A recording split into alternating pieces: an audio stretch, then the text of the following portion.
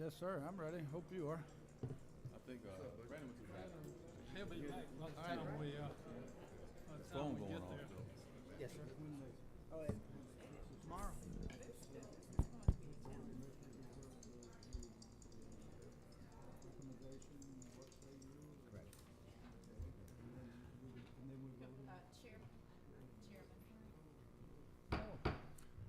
Good evening, and welcome to the Joint Planning and Zoning Board and Board of Commissioners meeting of August the 1st, 2023. I am Briggs Simmons, the Planning and Zoning Chair. Prior to this meeting, announcements were posted and notices were sent to all board members, commissioners, staff, interested parties, and applicants participating in this meeting. At this point in time, before I go on, I just want to make an announcement that the Taylor Mathis and Pine Lane Holding LLC items are not on the agenda tonight. If you happen to be here for one of those items, you're welcome to stay and attend the meeting, or just be aware that they will not be taken up tonight. Ms. Allison Duncan, our Planning and Zoning Administrator, will talk to that right now. Yes, Ms. Duncan. thank you, Mr. Chairman. Just to clarify, the application from Taylor and Mathis on Rock House Road, they did withdraw their application. They had originally submitted for basically warehouse. They are contemplating different uses than what they submitted for. So based on where they've been in the process and the length of time that we've been reviewing them, staff advised that they either needed to be prepared to go forward and accept whatever outcome of the Board of Commissioners, or they needed to withdraw. So they did choose to withdraw.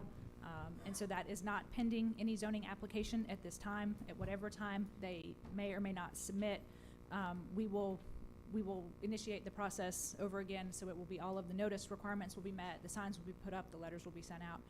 So just want to make clear that that is why that application is not happening. Again, it's been withdrawn, so there is no pending zoning application on that property at this time.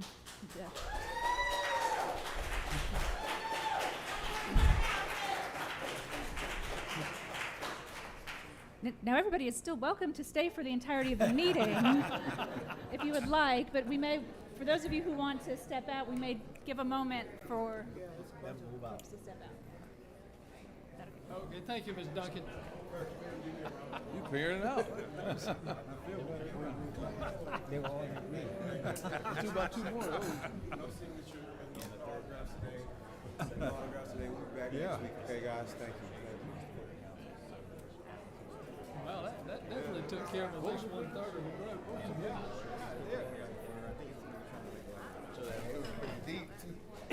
LI, industrial. Trying to do industrial, my residential. We'll give All it right. another 30 seconds. That was it. I'm out here. That was this one. Nobody's gonna be able to hear it. There's one. And also in regard to the Pine Lane Holdings application, that one has been removed from this agenda, but it will be heard at our regular September 6th agenda. Again, we will reinitiate all of the required zoning and notice advertisements prior to that going forward. So Okay, thank great. you, Mr. Chairman. Thank you very much, Ms. Duncan. At this time, I will turn the meeting over to Chairman Miller to introduce and confirm the Board of Commissioners present. Roll call on the Board of Commissioners. Mr. Dobbs, District 1 president. Mr. Alcaraz, District 4 present. Ms. Carthen, or Vice District- Chair Carthen, District 3 present. Mr. Kelly Robinson, Mr. Chair, District 2, Kelly Robinson present. and I'm Phil Miller.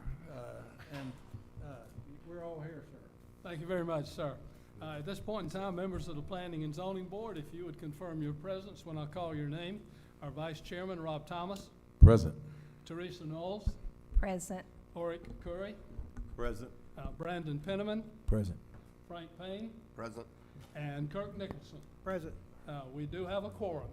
This time, Ms. Allison Duncan, our Planning and Zoning Manager, will introduce the County and Planning and Zoning Staff President of the meeting. Ms. All right. Duncan. Thank you, Mr. Chairman. We have with us tonight Tiffany Stewart Stanley, our Assistant County Administrator. We have Suleiman Rana, our Director of Transportation. We have our Senior Zoning Administrator, Phil Schaefer. We have our Planning and Zoning Board Clerk, Johanna Womack. We have our Planning and Zoning Secretary, Kim Waters. We have our County Attorney, Michael Coleman. And I would also, as always, like to thank our communications staff and our sheriff's deputies for being here and for all they do. Thank you. Thank you very much. There is a reversionary clause that applies to each rezoning, and that is the applicant, the agent, or the property owner will have 24 months to vest the zoning change after the Board of Commissioners has granted approval.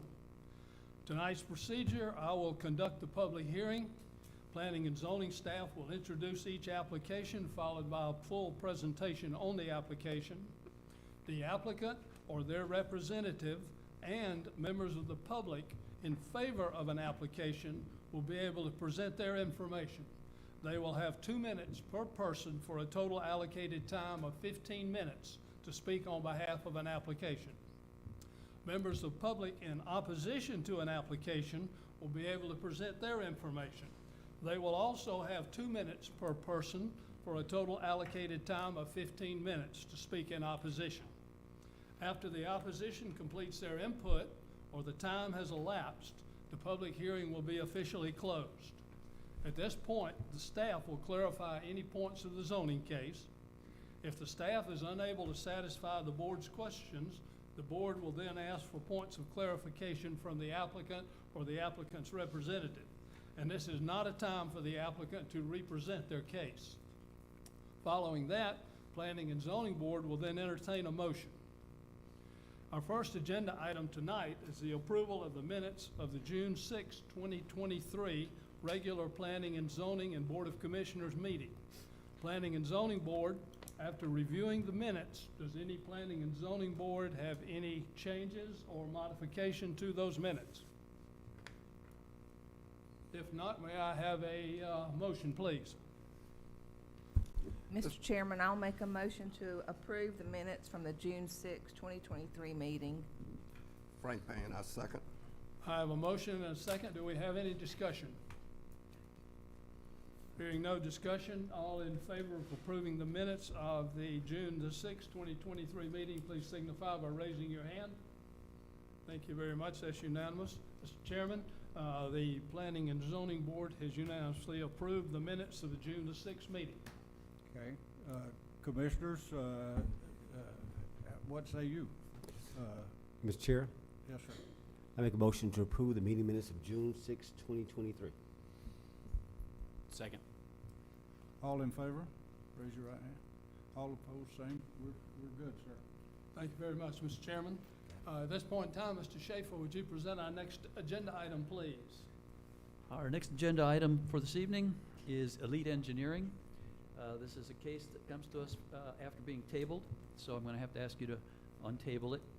The request was for rezoning from RA to CH for the special use permit to allow a convenience store with gas pumps located at 1475 Highway 61 in Villa Rica District, lands lot 239, District 2, Section 5, and parcel 1.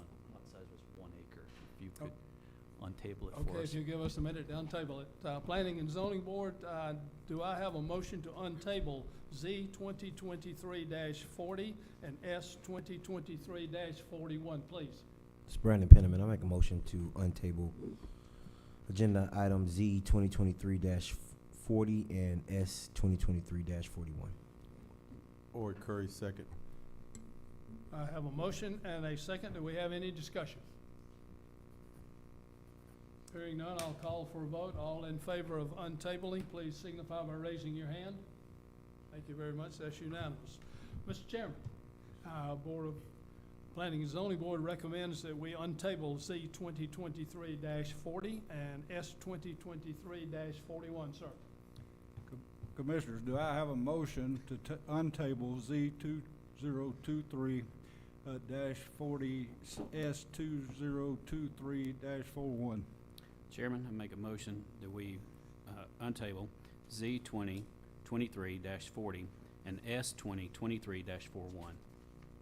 Second that motion. All in favor?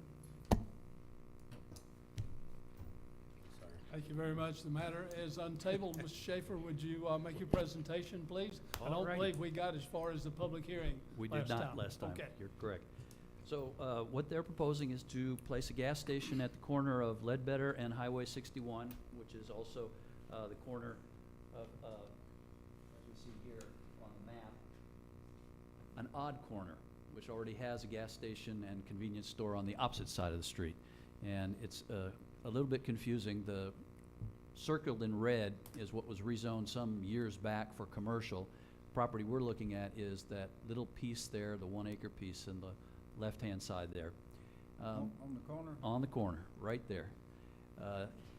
What we've got is, the project went to our DRC on January 4th, and a number of concerns arose because of the size of the property, the use of septic on the property, the lack of water and sewer that would serve the property, as well as the confused intersection that that is on that site. A number of things are going to have to be adjusted. Now, on Friday, I did receive a revised site plan to try and show us what could be done if they moved things around to comply with code. But staff, in looking at the zoning surrounding it, which it's all residential except for what's along the street on the other side of Highway 61, they're going to have a 50-foot incompatible zoning buffer around their property. In order to accommodate the reduction in that, they're proposing fencing. This is the overhead aerial to show you the development on the other side of the road, and basically residential on their side of the road. The site plan that was given to us initially did not have any dimensions to it in terms of where things were set back and how far apart things were. What I received on Friday shows those dimensions. It does provide that the drive lanes would be the 24 feet required by the fire department. It does show that landscaping buffer in the front would be the required size. However, you still have a reserve septic tank field up there in the undisturbed area of the buffer that would be required. So if the front septic tank, which is the dotted lines at the very corner, failed at some point in the future, they all do, you would be digging up the undisturbed buffer in order to put in a new septic field in the back.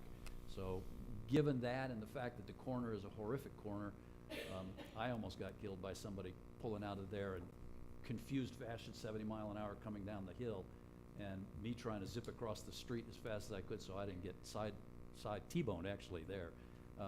It's a very dangerous intersection.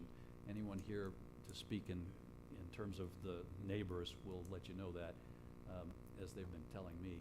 This is a look from east as you go up High Point Road towards this intersection. You can see the offset. You can see there's no curb gutter or access, I guess controlled access into the existing gas station. At least on the other side of the road, they would have a controlled access point. Again, this is looking in the opposite direction from Ledbetter towards the east of the intersection, and you can see the dangerousness of what's going on here. Staff feels that for the rezoning, it does not meet the criteria for a suitable site at this location for a number of reasons, and we are going to recommend denial. Factor 2 is the site suitable in view of zoning and the adjacent uses. Staff does not feel it's suitable. Will the proposed use adversely affect existing uses? Staff feels it could, in fact, adversely affect the existing uses. And does it provide a reasonable balance? In the size that they're proposing, no. We don't feel that this is a reasonable request for this location. And so we're recommending denial of the rezoning. In addition, the special use permit criteria are also not fully met. And so we are recommending denial of both this rezoning and the special use permit, with the findings that the proposed use is, although consistent with the future land use map characterizing this as a neighborhood village center incorporating mixed commercial and residential uses, while the proposed use may be consistent, the neighborhood village area, it is not sufficient in size or siting dimensions for the development to comply with the standards of the UDC. And so therefore, the granting of the rezoning may have significant adverse effects to the public health, safety, or welfare. That I conclude my report. Thank you very much, Mr. Schaefer. At this point in time, I'll open the public hearing on this matter. Anyone, including the applicant or the applicant's representative, who would like to speak in favor of this application, please approach the podium. You would have 2 minutes per person. First thing you need to do, please, is state your name and address for the record. Yes, sir. Thank you, everybody. My name is Jonathan Jones. I'm with Elite Engineering. I live at 370 Watkins Road in Tallapoosa, Georgia. I am here representing the proposed rezoning and special use permit for a gas station. We have worked on the site plan after last month's tabling to try to accommodate all of the needs necessary to meet the criteria. We feel like we've got the building now placed properly, the tanks placed, the canopy placed, the septic shown, and we've got the buffers and everything shown. He is correct that the replacement system would be located out front in an area that's considered undisturbed. Because it's a replacement zone, we honestly didn't know that if that would be a violation or a problem. So, you know, if we needed to reevaluate that, we could. You know, our client feels like this intersection does propose a good opportunity for a convenience store and a gas station. We've had some preliminary discussions with the DOT, and they seem to be amenable to working with us on an access point.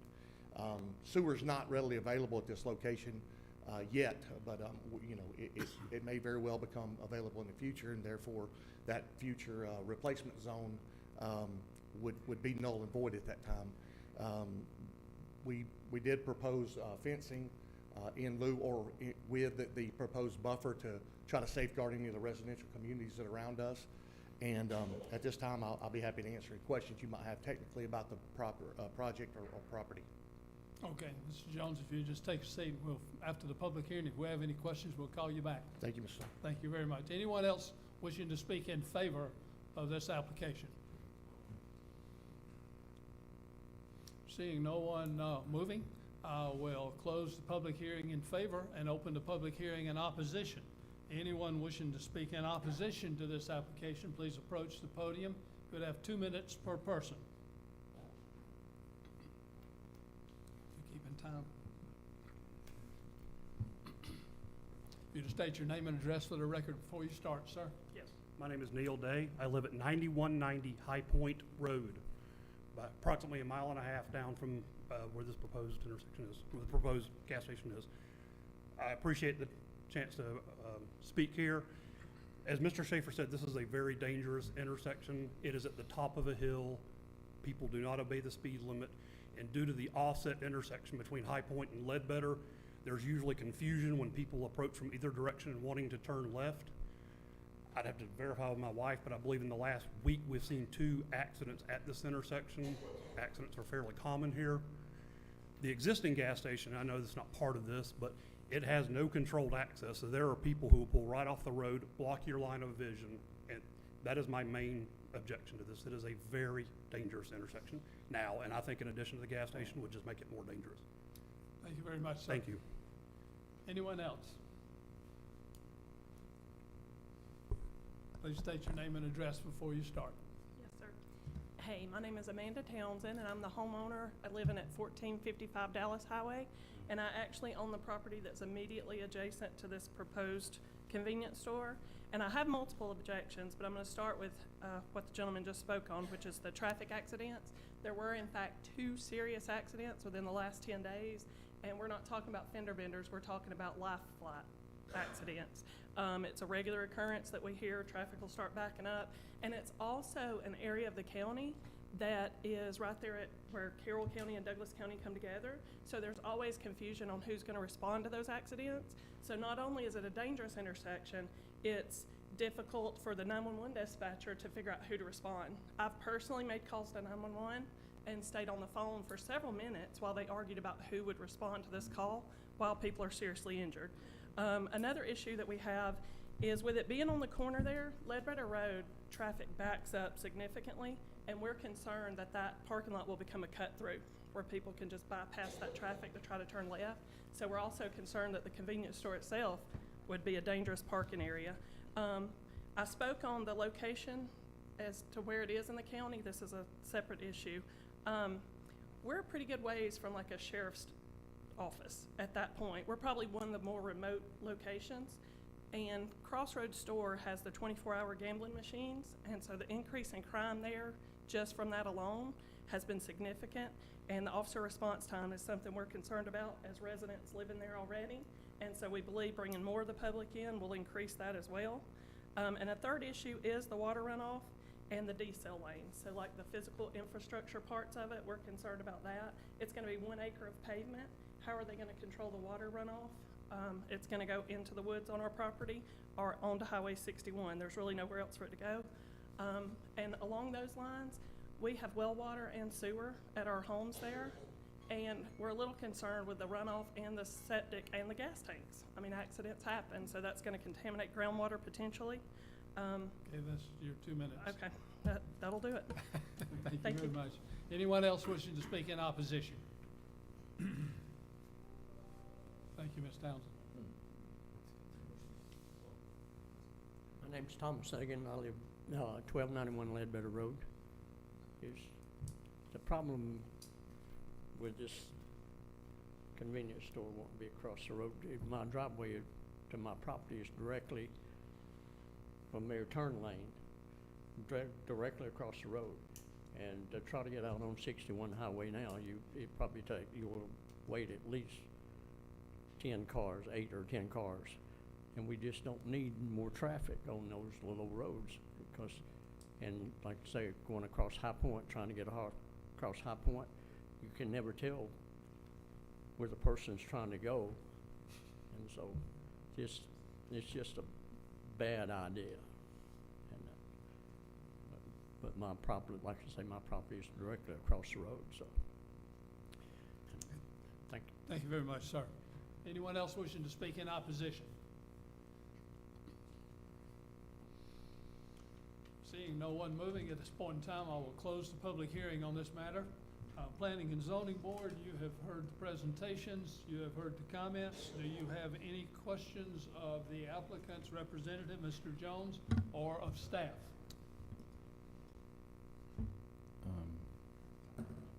Chairman Rob Thomas, I have a question from staff,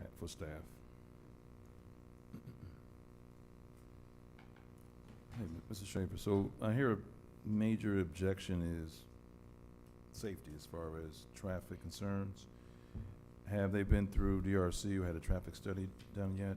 No traffic study, but they have been to DRC, as I showed you with the initial slideshow. The site plan did not have any dimensions on it, so it was very difficult for us to actually evaluate it.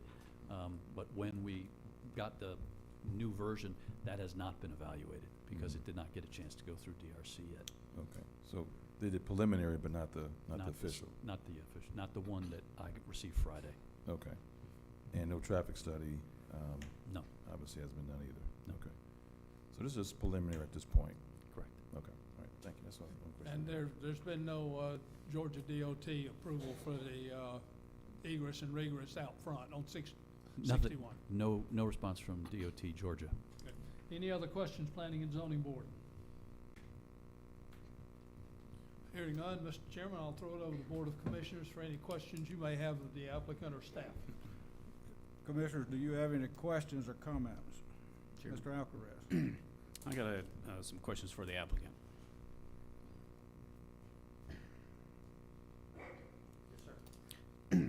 Looking at this, I live out that way, so I know this area very well. You know, there's a Exxon station 1.6 miles down the road from you, correct? Yes, sir. Toward the north. You got another one at 1.3 miles back towards Villarica from this location. Yes, sir. And you got one directly across the street from this location. Yes, sir. And then if you don't Connors Road, you got one exactly 2.8 miles. So that's this will be 4 gas stations within a couple of miles of itself. I wasn't aware of the fourth one, but yes, sir. I knew. Well, you would be the fourth. You would be the fourth.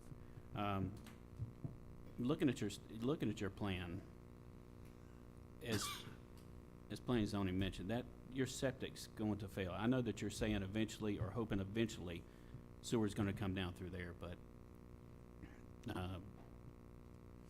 have you thought about maybe reevaluating or repurposing a use for this land lot? I mean, our client, that's what they do is gas stations. Gas station. So unfortunately, they would probably pass on this property and the landowner wouldn't be able to sell it because they don't do any other business but gas stations. That's their forte. I think they own like 17 of them, so. Okay. They wouldn't personally have another use for it, so. And what type of buffer, I'm sorry, I'm asking again, what type of buffer is that but on the back side between that and that residential property? It's proposed to be a double-sided security fence, safety fence where you can't see through it, and then we were going to plant evergreens also to create a double buffer, except where the area where the septic system would be. Okay. Because you All right. can't plant on top of the septic system, obviously. Okay. That's all I have, Chairman. Okay. I yield. Any more questions, any comments? Back to you. Chairman. Thank you, Mr. Chairman. Planning and Zoning Board, you have heard the presentations and the discussions. Do I have a motion, please? This is on Z 2023-40. We have to take up the zoning before we can take up any special use permits. If the zoning fails, then the special use permit application is null and void. Ms. Brandon Penniman, I'd like to make a motion to deny application Z 2023-40, a rezoning request from RA to CG. Mr. Chairman, I second. I have a motion and a second. Do we have any discussion? All in favor of denying Z 2023-40, please signify by raising your hand. Thank you very much. That's unanimous. Mr. Chairman, Z 2023-40 comes to the Board of Commissioners with a unanimous recommendation for denial. Thank you, Mr. Chairman. Board of Commissioners, you've heard the vote of the Planning and Zoning Board. Do I have a motion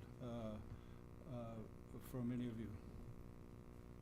Chairman, I make a motion to deny Z 2023-40 from RA Residential Agricultural to CG. Second that motion. All in favor? Raise your right hand. Mr. Chairman, we vote the same way of the Planning and Zoning Board. Thank you. Thank you, Mr. Chairman. Next agenda item, please, Mr. Schaefer. Next agenda item, Ms. Sherry East. She's requesting a rezoning from RLD to CG for future commercial use located at 137907 Veterans Memorial Highway in Winston. Land lot 154, District 2, Section 5, and Parcel 12. Lot size .96 acres. Subject property is on the north side of Veterans Highway, just east of the Man Road intersection. The subject property is developed with a single-family residence and some accessory buildings. She's proposing to rezone the property to general commercial to align more closely with the adjoining properties and be more compatible with the neighboring uses. I'm going to show you the old land lot map so that you can kind of see what's happened here. On the left, her property is outlined in red, and what happened across the street is a number of properties got rezoned in the 80s and 90s.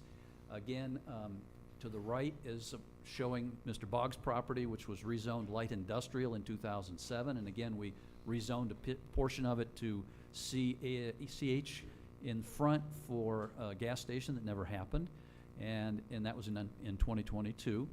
Although Ms. East does not have an actual end user in mind, she would still like to be able to market the property as commercial, because the only folks that could actually use it in any way, shape, or form would be one or the other of the neighbors, or some sort of office use that might be in between the two. And as you can see the zoning map, she's sandwiched. And it's a terrible position for someone to live in a home that's surrounded quite like that with commercial zoning and industrial zoning. So we were open to the idea. This is a survey of the property showing the house, and there's some accessory storage buildings in the back and her entrance. This is the aerial. The project to the right on that is actually the dollar store, and the project to the left is Mr. Boggs' industrial project that he's working on for 5 industrial lots that'll be smallish buildings, 10 to 15,000 square foot buildings for contractors. And then in the front along 78 was the parcel that was rezoned commercial in 22 for gas station and retail centers. Now the gas station's not going in, but the retail portion may as yet still materialize. We went through DRC to review that. This is a look as we're approaching the property on the right there, looking west along Veterans. You can see that it's fenced and the house is up front. Part of the issue, the sidewalk that you see right there was put in by the dollar store. There is a right-of-way deviation. The dollar store was required to give right-of-way to Georgia DOT through the county. Ms. East may be required to give additional right-of-way to the county as well to widen the street right there. As you can see, her driveway doesn't have a controlled access. It's really a wide open driveway. So what we would like to do, since it meets all of the criteria for the rezoning request and we are recommending approval, we wanted to put a condition on here that suggests Upon commercial development of the property, a development project will require submittal to the DRC for review and consideration of the specific site development and access management plans to address all of the development standards in the UDC and the concerns expressed in our agency impact statements that I put into the staff report dated August 1st, 2023. But the residential use of the property is not compatible with CG zoning designation and would no longer be permissible should the current residence remain unoccupied for a period in excess of 6 months. And after the 6-month period of residential abandonment, the property would require rezoning back to residential classification in order to reestablish a home there. So we're gonna take it to the commercial zoning. When she abandons the home and moves off of it for more than 6 months, you lose the right to use it as a home. It does become commercial at that point, and then any developer would come across and buy the property. He would be responsible for all of the UDC requirements to bring that property up to code standards. And with that, I turn it back over to you, Mr. Chairman. Thank you, Mr. Schaefer. At this point in time, I'll open the public hearing on this matter. Anyone wishing to speak in favor of this application, including the applicant or the applicant's representative, please approach the podium. You would have 2 minutes per person for a total allocated time of 15 minutes to speak in favor. If you would state your name and address for the record. Sherry East. It's 13790 Veterans Memorial Highway, Winston. And I just want to say that now that it has developed so much around me, I don't even want to be there, and I'm not there most of the time. So that's just all that I wanted to say, because I'm just not there as much. Okay. All right. Okay, now, you heard him read 2 conditions into the record. Are you I in did. agreement with those conditions? I did hear that. Okay, you're in agreement. In agreement. Okay, thank you very much. Thank you. Anyone else wishing to speak in favor, please approach the podium. Seeing no one moving, I'll close the public hearing in favor and open the public hearing in opposition. Anyone wishing to speak in opposition to this matter, please approach the podium.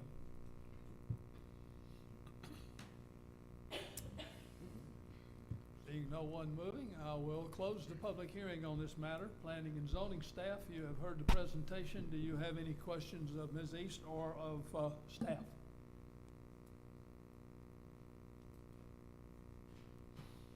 Hearing none, Mr. Chairman, I'll throw it over to the Board of Commissioners for any questions you folks may have. Board of Commissioners, you have any questions or comments? We have none, Mr. Chairman. Thank you very much. Planning and Zoning Board, you've heard the presentations. Do I have a motion, please? Mr. Chairman, this is Rob Thomas. I'd like to submit a motion to approve application Z 2023-49, a request for rezoning from residential low density to CG general commercial. Board Curry, second. With conditions? With conditions written in by staff. Okay, thank you very much. I have a motion and a second. Do we have any discussion? Hearing no discussion, everyone in favor of approving Z 2023-49, please signify by raising your hand. Thank you very much. That's unanimous. Mr. Chairman, Z 2023-49 comes to the Board of Commissioners with a unanimous recommendation for approval. Board of Commissioners, do you have any questions or comments that you want to make? You don't. Is there a motion? Chairman, I'd like to make a motion that we approve Z 2023-49 with conditions from staff. Second that motion. All in favor of, raise your right hand. Mr. Chairman, we voted for it. Thank you very much. Best of luck to you on this. Appreciate it. Then the next item is Duncan, please. All right, thank you, Mr. Chairman. We have application Z 2023-51. This is a rezoning request from Waste Built Equipment Solutions, LLC. By way of preface, I would say this is a fairly straightforward request, and I'm going to try to not make it complicated, okay? But I want to make it clear that we've had a slight change in what was presented to you initially. This is a request for rezoning from LIR, which is the light industrial with restrictions, to LI, the light industrial classification. This is for a future motor vehicle parts manufacturing and automotive repair facility located at 2175 and 2195 Sweetwater Industrial Boulevard. So I want to make it clear, the 2195 Sweetwater Industrial Boulevard is being dropped from this request. And as I go forward with my staff report, I hope I will make it clear as to why that is. So moving on. So the subject properties are located on the east side of Sweetwater Industrial Boulevard, near South Sweetwater intersection and north of Interstate 20.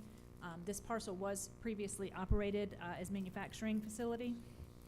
The applicant had submitted for business license approval to allow the manufacture and distribution of automotive repair parts, as well as the repair of heavy trucks. I'll let the applicant explain in more detail what their business is, but essentially the LIR zoning, the light industrial restricted zoning, would allow for the manufacture and distribution, but it does not allow for the heavy truck repair. So we had advised them that the purpose of the rezoning request is to come forward and ask for a zoning change to LI rather than that LIR. So that's the very straightforward part. Here is the zoning on the property. So you can see there's a lot of blue in that area. So that is the LI and the LIR zoning classification. It is currently showing 2 parcels subject to this rezoning, but just want to clarify, we are dropping one of those parcels from consideration. Here is the aerial view. So the parcel that is still under consideration is the one that you see with the building on it, the one left to it, the vacant property. That is the one that we are dropping from this request for rezoning. Here is a street view of the property, and then looking east on Sweetwater Industrial Boulevard, and then looking west on Sweetwater Industrial Boulevard. And let me see if I can. Here is the site plan that was submitted with the application. Now, subsequent to receiving the site plan, we received a request for 110,000 square feet of warehouse on what was going to be the vacant property, and that caused a bit of a confusion, because we had assumed that that property was being reviewed as the parking lot for the existing building. So after many emails and several phone calls back and forth, what we clarified is that there's maybe been a bit of a shift in the contract, and we'll let the applicant explain that.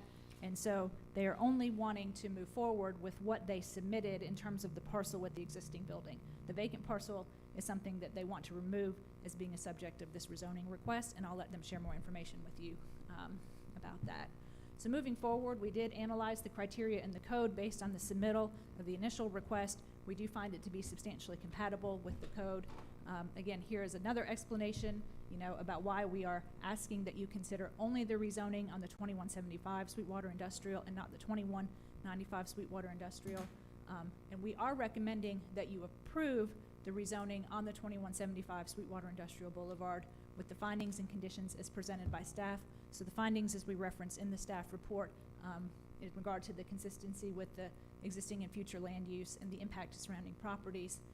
And then in regard to conditions, the following conditions we are proposing. Number 1, the property must connect to sewer unless this requirement is waived by the Douglas County Water and Sewer Authority.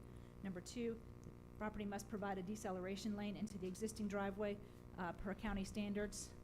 Number 3, they must provide a 5-foot wide sidewalk and a 4-foot sodded median between the sidewalk and curb along the entire property frontage. Number 4, additional right-of-way may be required to contain the sidewalk behind the deceleration lane. Right-of-way shall be defined 3 feet behind the sidewalk. Number 5, finished goods sales will be limited to the components fabricated into finished products and shall not include the sale of heavy trucks. And number 6, the applicant shall submit to the Development Review Committee for review and consideration of the specific development and access management plans to address the development standards in the UDC and the concerns and requirements expressed in the specific agency impact statements reviewed in the staff report dated August 1st, 2023. So that concludes my presentation on this report, but I will be available for questions as needed. Thank you, Ms. Duncan. At this point in time, I'll open the public hearing on this matter. The applicant or the applicant's representative would have 2 minutes per person for a total allocated time of 15 minutes. Mr. Fowler, yes, state Joe your name and Fowler, address Post for the Office. record. Excuse me, Joe Fowler, Post Office Box 49. I'm here with the representative of VoiceQuip, Mr. Andy Bourbeau. He will talk momentarily about specifically what's going to go on site, but about the added site. If I could get an aerial for a moment, and I'll show you exactly why we included the other lot.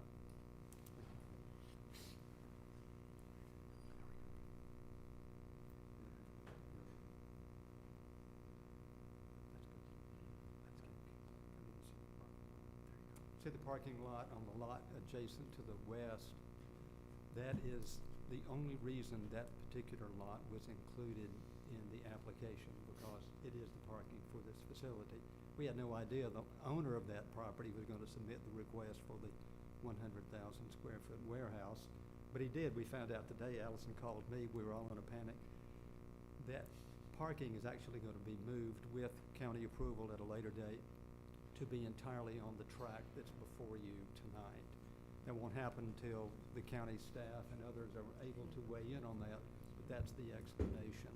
What that will leave, as you notice, with respect to this tract, is very tiny frontage on the roadway. The conditions talk about a host of things that apply primarily to the other tract. And what we would ask you to do is to give some consideration to whether or not all or any portion of those would even apply.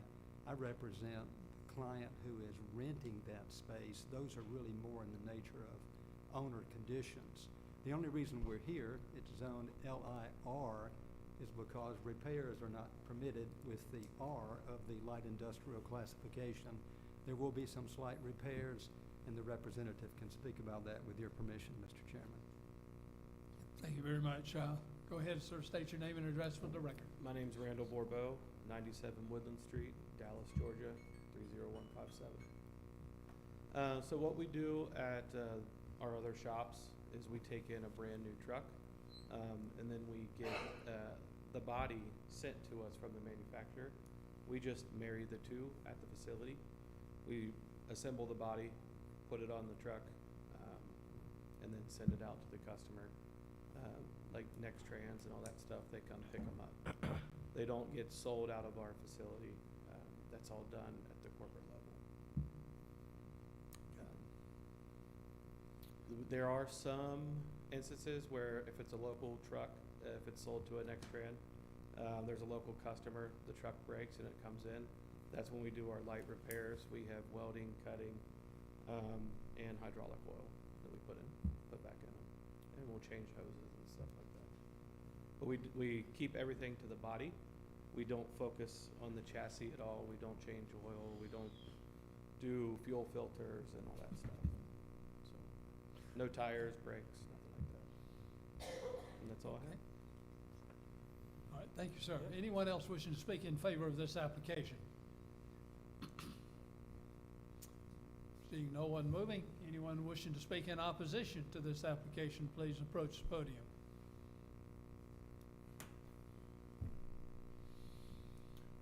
Seeing no one moving, I will close the public hearing on this matter. Planning and Zoning Board, you have heard the presentation by Ms. Duncan and the comments by the applicant and the applicant's representative. Do you have any questions of either? It's Brandon Penniman. Just got a quick question/statement for the representative. So, Joe, just to make it very clear, just for the record's sake, the first lot, 2195, is no longer being considered, and the parking that you did that was going to be on 2195, you're just going to find a space to put that on 2175, and it would still have to go through DRC to make sure y'all have adequate parking for what you're trying to do there, correct? I will say this, excuse me. No, you're good. They will use that parking until the owner of that tract begins to construct it, and at that point, we'll have to come back to the county to get approval for the parking, and that's through the county, it's through the Water Sewer Authority and so forth. And so you guys still do have permission to use that parking Yeah, we until have that that. development starts? Yeah, in fact, the lease is clear that at some point, that parking would be moved to the site that's before you tonight to remove the restricted classification. Okay, I think that was the biggest piece of confusion, was just trying to figure out what was going on with 2195. Aside from that, and then just give me just a little bit more detail on the restricted portion. That's just for you guys to be able to actually manufacture and work on the actual trucks. Yes. That's where the restriction kind of stops you from being able to do that, and that's why you want the R removed today. When we first were contacted by the client who's out of state, I immediately talked to Allison. She explained to me, actually it arose when a business license was submitted to the staff. It floated up to planning and zoning. I got contacted by the client. She explained what we needed to do, and that's why we're here tonight. With respect to the conditions, and you may be coming to that in just a moment, some of these can barely apply to the tiny little tract that's before you tonight on the road frontage on South Sweetwater. So what we would ask is that you suspend requiring 2 through 4, and let us take that up with the Development Review Committee to determine if it's even possible for those to be done on the little frontage that we will have with respect to our use of that property. That make sense? Absolutely. I'm sorry. My last question is for Phil, if I'll get you real quick. Oh, was it Allison? Okay, Allison. Yeah, I figured you Allison. This is her I think case. both of you guys know. We work very closely together. I Appreciate it. So really quickly, in regards to suspending condition 1 and 4, what is staff's thoughts on that? So Director Rana is here. I don't know if he wants to speak to that. Those were the transportation conditions. I believe it was 2, 3, and 4. So I don't know if Perfect. Director Rana would like to weigh in on that. Director Rana, can we if get you up here for a minute, please, sir? The director's amenable to it. Staff poses no objection. If Director Rana is amenable to it. So Director Rana, the quick question is, what are your thoughts on the suspension of requirement 1 through, you said 1 through 4? 2 through 4. 2 through 4.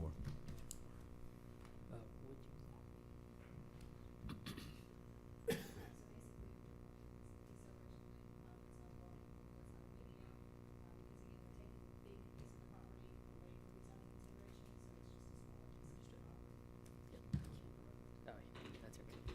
Sorry about that. I've got different numbering on my notes. But these requirements are coming directly from our UDC.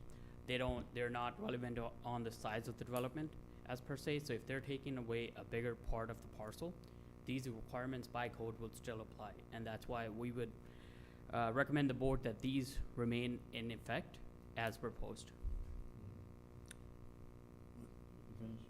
That's closing my questions. Thank you. Thank you. So I have a question, just the semantics of it.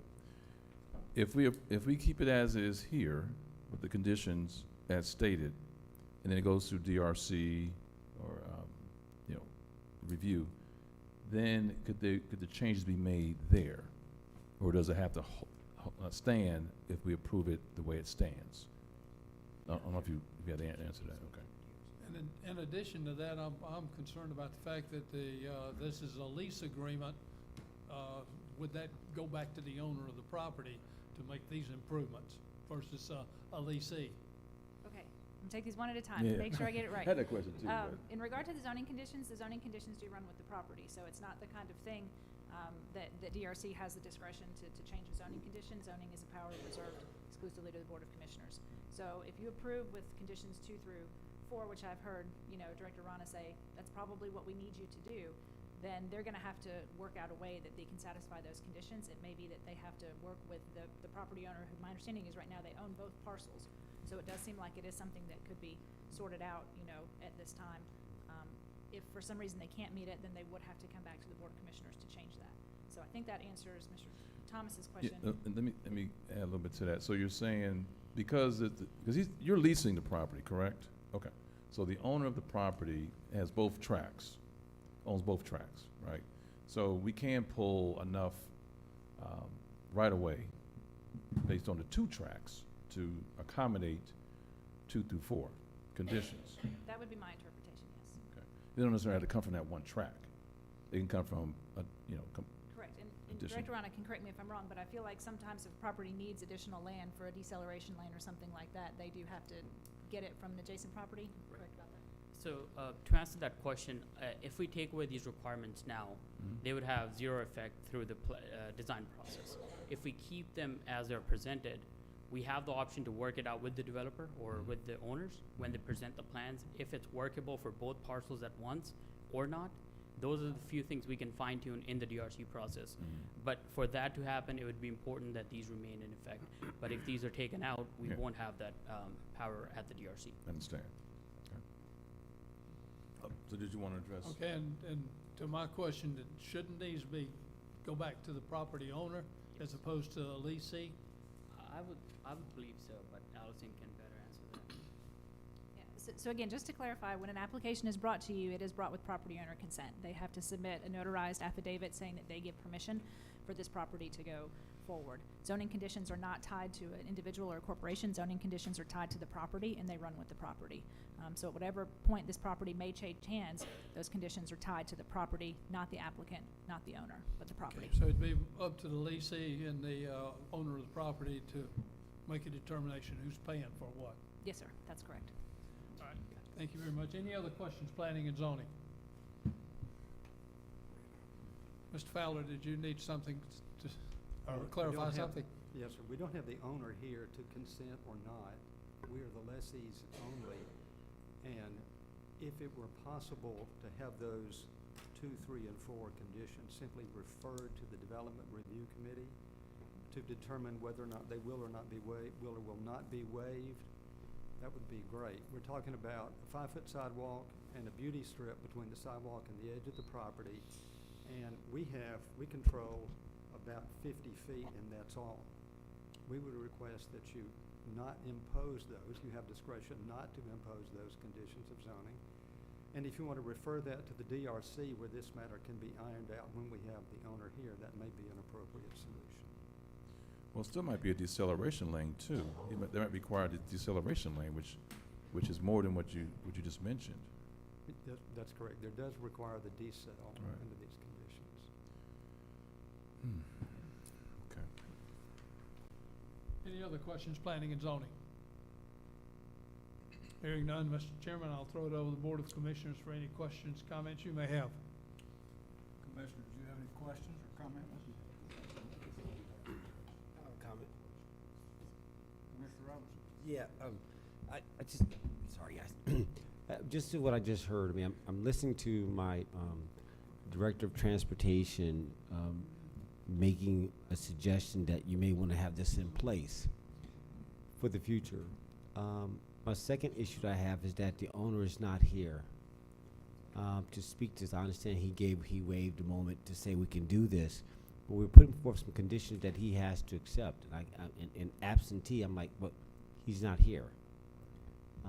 I can't support that. I need him to, that owner needs to be here to own this decision. So for me, I'm pausing like, I'm gonna get out the way on this one because I'm trying to figure out what's the hardship here. You got time, you can work this out. This seems to be friendly. You have no space and stuff, but the condition is the condition. The code is the code. To waive the code undermines the very thing that why we put the code in place to begin with. So that's my only comment. I yield. Thank you. Thank you. Anyone else? Yes, sir. So I just, cause when Joe, you got up, you asked, you stated that you would need the owner here, but when Allison said that he signed the affidavit, so he's under the consent that, or gives the power to you all to make that decision, is that not the case?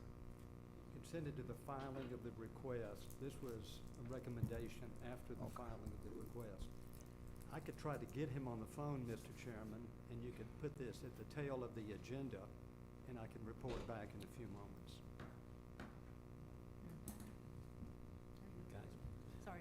With all respect to Mr. Fowler, we put conditions on property that's under contract all the time. I would hesitate to say that based on a phone call at a zoning hearing for someone that's not present, if you're not comfortable moving forward with placing the conditions at this time, then the appropriate action would be to table it. If you need the owner to be present here to speak to it. But respectfully, I believe that it is very common that we put conditions on property that's under contract, and I do believe that if that was the decision made at this time, we would again continue to move forward and work with them as we have. And if for whatever reason they decide that they cannot work with that, they can come back to this board and present at this time, or again, you can table the request. Okay, with that, then I yield. Yes, sir, Mr. Mr. Chairman, we can't afford the table. Our lease expires where we are elsewhere in 3 weeks, so we'll have to go forward tonight with whatever you decide. Thank you. That turning lane, Joe, you got 50 foot of road frontage, you say? What we can control under the lease is about 50 feet of frontage. We don't control the other. How long a turning lane, and do we build turning lanes on somebody else on? It would have to be within the existing right-of-way to put a turning lane there. And if the staff needs additional right-of-way, then the owner who's not here would have to give up that right-of-way. Any other comments? We yield, Mr. Chairman. Thank you very much, Commissioners. Planning and Zoning Board, you've heard the discussion. Do I have a recommendation, please, on Z 2023-51?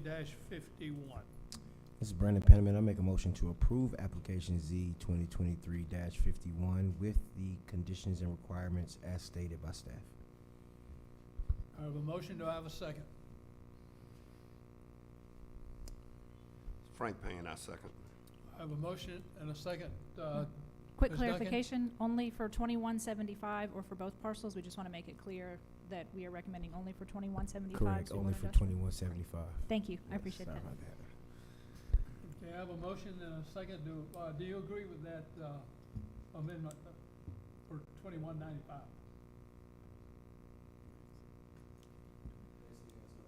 Mr. Payne? Yes. Okay, I have a motion and a second at this point in time. Do I have any discussion, Planning and Zoning Board? Hearing none, I'll call for a vote to approve Z 2023-51 as read into the record with conditions. All in favor, please signify by raising your hand. All opposed? Okay. Mr. Chairman, Z 2023-51 comes to you with a unanimous recommendation for approval with conditions. Board of Commissioners, do I have a motion? Yes, Chairman, I have I move that we approve Z 2023-51 with conditions, for request for, LI, R to LI, and, for parcel number 21275 at Sweetwater Industrial Boulevard in Lithia Springs. Do I have a second? Any comments, any questions? All in favor, raise your right hand. All opposed, same. It passed. Thank you very much, Mr. Fowler. Wish you all the best going on with this one. Next item, please, Ms. Duncan. All right, thank you. The next item we have on the agenda is Z 2023-54. This is a rezoning request. This is actually PUD amendment, so we're asking for rezoning from PUD to PUD. This is for KMC Homes LLC. This is a request to change the commercial and mixed-use portion of the PUD. Small typo there. It's at Highway 5 in St. Andrews Parkway. I apologize for that. Land lot 121, District 3, Section 5, and parcels 135. Total lot size is 16.64 acres, and this is in Commission District number 4. Quick history lesson here about St. Andrews. The subject parcels are currently undeveloped. This was originally a project known as Lands West. That was the proposed name in the 1970s. In May 1979, the final plat was amended, and then the name was changed from Lands West to St. Andrews Country Club. Phase 1 of St. Andrews was designed to be a residential community that's basically anchored by a swim, tennis, golf concept that was very common at that time. After its approval of its final plat and its name change, the project started to develop in the 1980s. It kind of went through sort of some ups and downs with the market cycles during that time. And so phase 2 was brought to us in 2001. At that time, the developer applied for PUD zoning on the property. The PUD was a little bit different then than where it is now. So PUD could basically be industrial, commercial, residential, or residential with commercial. So this basically came in as a residential with commercial PUD. However, the first phase still kind of continued to exist under its base zoning. So the first phase is a residential zoning. Phase 2, approved in 2001, was brought in as a planned unit development. There's been a couple of PUD amendments, one in 2017 and one in 2018, to change some of the specific conditions of approval. But generally speaking, that brings us up to where we are today. So what I'm showing you here is the zoning map for the property, and the parcels highlighted in green are the parcels under consideration. And here is the aerial view. The red arrows are indicating that the parcels that are under consideration as a part of this request. So here's that 2001 site plan. I know it's a little bit hard to see at this scale, but you'll notice again where that red arrow is pointing. You can see on that 2001 site plan, it was originally approved for this node to be a commercial and assisted living and an office node in that area, medical office professional node in that area. So this is the concept plan that they have submitted today. Again, going back to what the PUD regulations were at that time, where we were allowed at that time to do just a straight residential PUD zoning classification, plus the PUD still preserves that mix of recreational uses with the golf course, which is still active, plus the residential. So we did feel that we were comfortable bringing this forward for a PUD amendment to see how the board feels about potentially changing that use from the commercial, medical, and assisted living facility to allow for the development of the residential lots as seen here before you. So these are some examples of the existing homes that are currently being built in the neighborhood by the proposed builder of this section. Here's some interior images of the current homes and the concept plans. Staff did go through the zoning analysis, and we did find the request to be substantially compatible with the criteria in our code. Therefore, we are proposing that you approve this request for a PUD to a PUD amendment with the following findings and conditions. So the findings, the rezoning, and the amendment are consistent with the Douglas County Comprehensive Plan and the intent, purpose, or spirit of the Douglas County Unified Development Code. Number 2, a negative impact to surrounding properties will not result from the rezoning. And number 3, the granting of the rezoning will not significantly adversely affect the public health, safety, or welfare and represents best planning practices. We're also proposing a few conditions, should you be inclined to approve this. Several of these conditions are the result of the community information meeting and the developer kind of meeting the request of the community at the community information meeting. So number 1, per the Unified Development Code, the maximum length of a cul-de-sac is 600 feet. Any roadway in excess of 600 feet will require additional access to eliminate a dead-end street. Number 2, they will have to provide a 5-foot sidewalk and a 4-foot sodded median between sidewalk and curb along the entire property frontage of St. Andrews Parkway and both sides of all proposed streets. Number 3, removal of the existing median along St. Andrews Parkway is required to create an intersection of the proposed street at St. Andrews Parkway. Number 4, they must provide a 10-foot no-access easement along both frontages of Highway 5. Number 5, proposed street widths shall be 24 feet of asphalt with 24 inches of curb and gutter. A couple more. Number 6, Lot 21 and Lot number 17 shall have no direct access to St. Andrews Parkway. A note shall be placed on the plat indicating no access for this lot. Number 7, a buffer will be maintained by the existing lots on Loch Lomond Lane and the proposed new residential street. This buffer may be a 6-foot wooden privacy fence, a 6-foot masonry wall, or preservation of the existing vegetation, or a combination of both fence and landscaping. Number 8, the developer shall coordinate with the Douglas County Sheriff's Department on the design and installation of a camera system to assist law enforcement in monitoring the community. The camera system shall be installed at the developer's expense and shall be operational prior to obtaining a CO for the first residential building. And number 9, the applicant shall submit to the Development Review Committee for review and consideration of the specific site development access management plans to address the development standards in the UDC and the concerns and requirements expressed in the specific agency impact statements reviewed in the staff report dated August 1st, 2023. And that concludes my report. Thank you. Thank you very much, Ms. Duncan.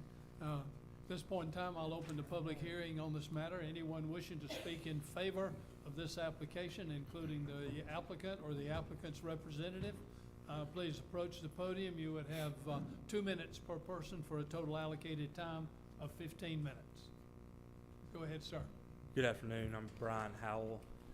Address is 3321 Campbell Road, Southeast Smyrna, Georgia.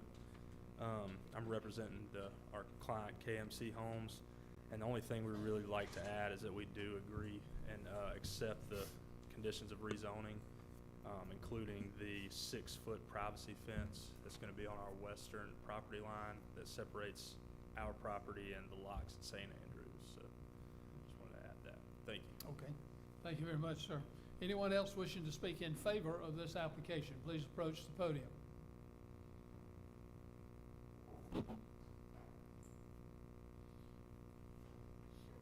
If you would, state your name and address for the record, and then you would have 2 minutes. Okay. Lana DeFell, 8341 Dublin Drive, Winston, Georgia.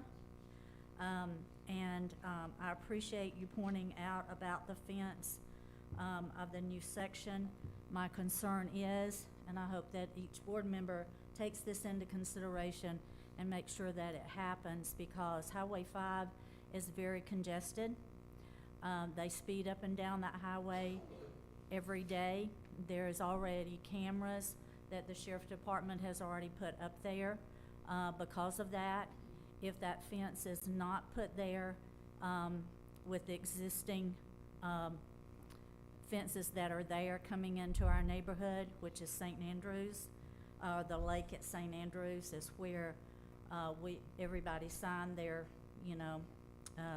their closing payment papers.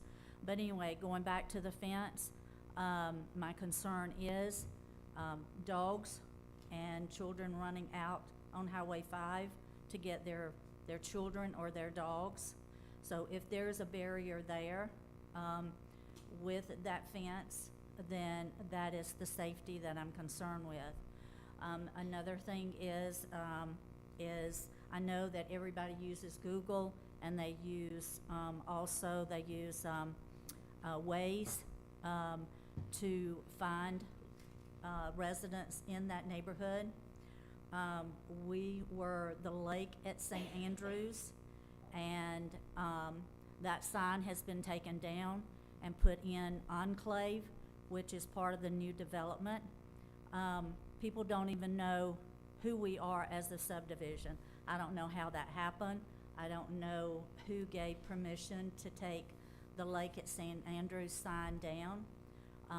But it has been Enclave for over almost 6 to 8 months since the new development has come on board, maybe longer than that. So those are my concerns. We cannot get any answers from the development, which is Cygnus, or Ardent, which is the Okay, your 2 minutes is up. Okay, or Mike has not addressed the signs. Thank you. Anyone else wishing to speak in favor of this application?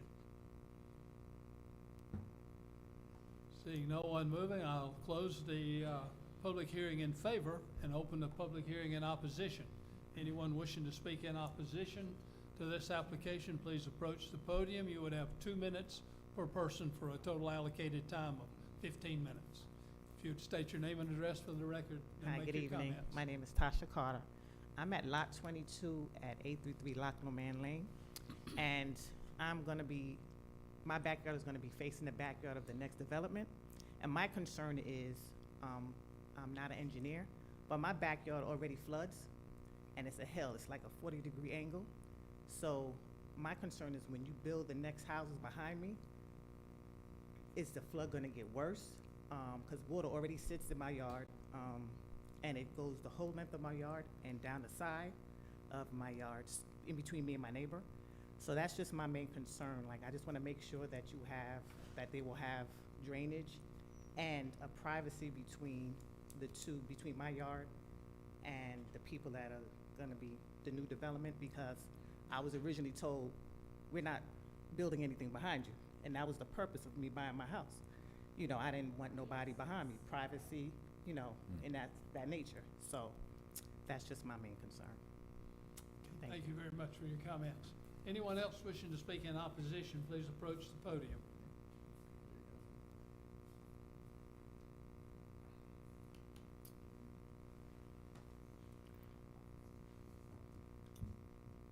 You would state your name and address for the record, sir, and make your comment. Yes, sir. Webb Dismukes, 8834 St. Andrews Parkway. The concern I have with the plot, if you look at in there, there's a holding pond that is on top of Lockway. Is that holding pond, where's it gonna drain to? Where does it drain out? I'm kind of concerned that being right up against that lot, back of the house that's existing, is that the best place for the holding pond to be?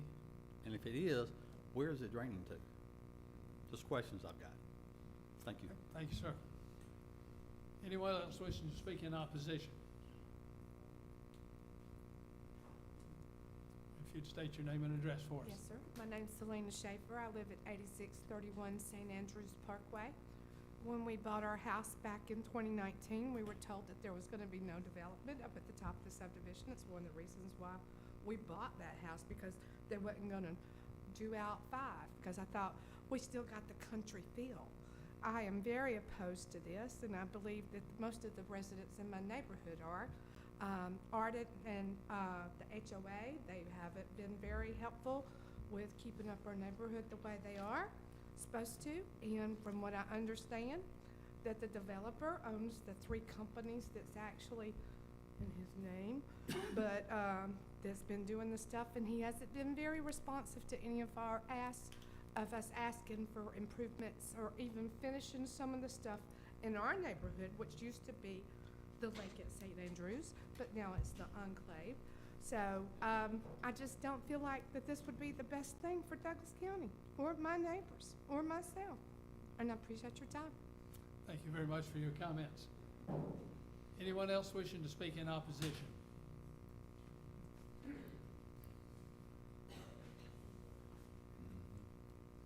Good evening. Good evening. My name is Francetta Stivender, and I live at 8315 Loch Lommaine Lane in Winston, Georgia.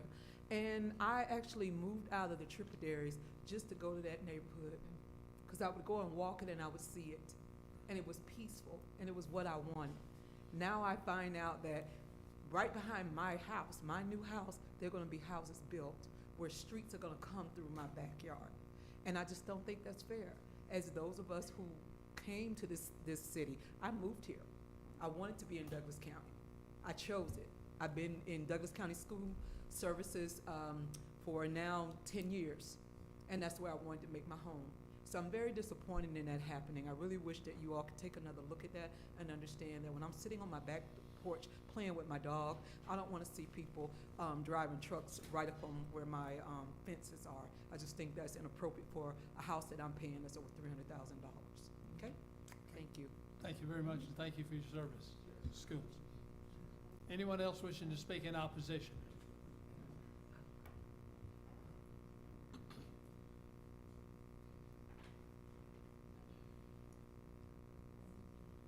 My name is Dawn Leck. I live at 8821 St. Andrews Parkway. I feel the same about the safety as far as entering the neighborhood with the existing retaining wall following down in front of the new proposed homes. The other thing is I was also told nobody was going to build behind me and nothing beside me. Now I have a road beside me and I'm going to have a house in my backyard. So a lot of things were not on the table when I bought into that house. And I feel that as much as we pay in taxes, our voices need to be heard on this situation. And the ponds, those need to be in question as well, the drainage. And that's it, thank you. Thank you for your comments, we appreciate it. Anyone else wishing to speak in opposition?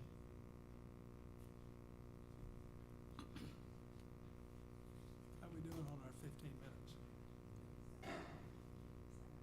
So, oh, good, okay. My name is Melvin Chapman. I live at 8305 Lomine Lane. So Lomine Lane is adjacent to where they want to do the new building. And if I'm correct from what I hear, that it's 600 feet long, from what I heard, and that it's developed as a cul-de-sac. Well, my first and primary concern is traffic coming from Route 5 from Douglasville, and traffic coming from I think it's Whitesburg, coming past the church, going the opposite way. The traffic is very fast, I'm telling you. And it's dangerous, especially at night. Now, there's light, but it's not overly lighted and everything, so you really have to be on your toes and everything. And something else someone else mentioned, they mentioned about the retaining pool. Now, when I purchased the house, it said the lakes, and now it's called a retaining pool. I don't understand it. But just looking at it and everything, it doesn't look like anything like a lake. I can't explain, but you know, if you said lake, I'm thinking lakes. I'm not thinking of retaining pool. These are my concerns. Okay, thank you very much. But the retaining pond would be on the property where they're going to do the development, and have anything to do with the lake down the road. Anyone else wishing to speak in opposition?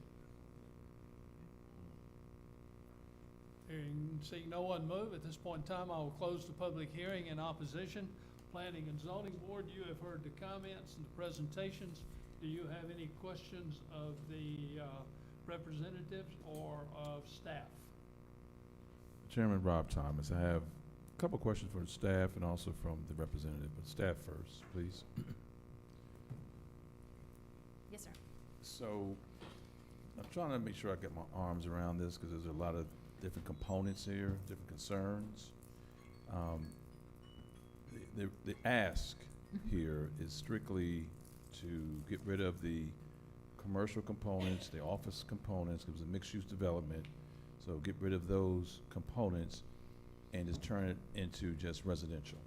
That's correct, yes, sir. So technically, the way it's already zoned with the PUD is that they can put commercial spaces there, businesses there, and they can't put office buildings there right now, the way it's That would already be- set up. Yes, sir, Okay. that would be approved by right. They That- could just by come right. in and go through DRC and pull their building permits, and they could construct that today. Yes, sir. So, all right. So this is just now, the ask is strictly, we want those taken away. We no longer want the mixed-use part of it. We just strictly want the residential part now, all residential. Correct. There would still be the amenity, there would still be the golf course, Okay. but it is to have majority residential, would be in that area. Yes, sir. Okay. So these other concerns that you've heard from the residents, how does these two situations kind of work together? I mean, if it's still the same PUD, it's all in the same planned unit development, correct? Correct, for phase two. Phase two is the only portion, that was approved to a planned unit development in 2001. The original phase that developed through the 1980s and early 90s, that comes in under its base zoning. That was residential, just strictly Majority residential? residential, yes, sir. Okay. Mhm. And then, but they didn't act on it. It was there, but they never acted on it, never built on it. For the phase two, I mean, phase two is coming up now. I mean, that's correct, yes. So I think what you have is an overall developer, and then they're selling out the neighborhoods to individual builders to build the lots in the neighborhood. So the applicant, correct me if I'm wrong, but I believe that the request is being filed by one of the builders, who has built some of the existing neighborhoods, but the overall developer still kind of retains control of the property and has been developing according to that 2001 approved site plan for the PUD. Okay, I understand. So the developer now, the one that's here representing this application, like I said, he sold different lots to these different developers, and they just doing their own individual thing. I need to talk to them too. Just Right, kinda to give the them different builders, clarification. yes, sir. My understanding is it's one master developer selling Right. individual neighborhoods to individual building companies. Now, they can correct me if I'm wrong about that. This builder is the one that did build the neighborhood on Loch Lomond, where a number of the comments have come from. Mhm. In regard to the concerns about stormwater and drainage, I do believe we have somebody here from WSA. I think Brian Keel is here with us this evening from WSA. So if you have any specific questions about the drainage concerns or, the lakes versus the detention pond or how all that works, I did ask Brian to be here to address that specifically because the Water and Sewer Authority has jurisdiction over stormwater.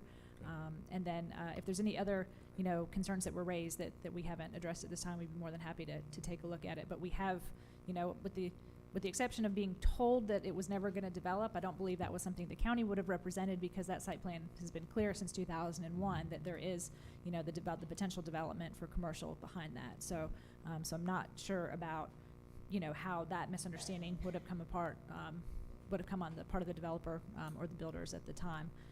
But then any other of the kind of more technical questions, we'd be more than happy to try to address those.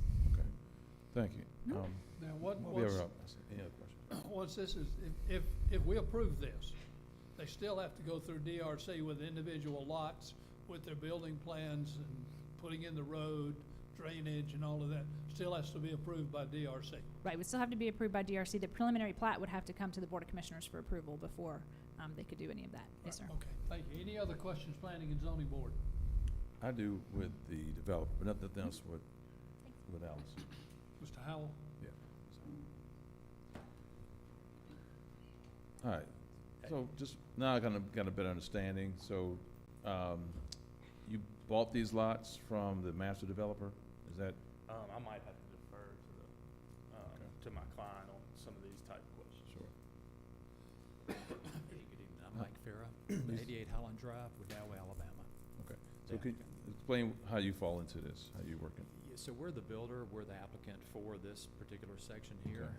The original developer, or we bought the lots from, was Cygnus.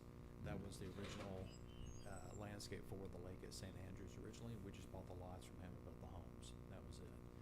This piece of property here, this zone commercial, we just Can't hear you. Sir, our proposal with the original owner of the Cygnus is to just redevelop this to residential, then build homes. So we would be the developer of this piece. We would not be the developer of the previous piece.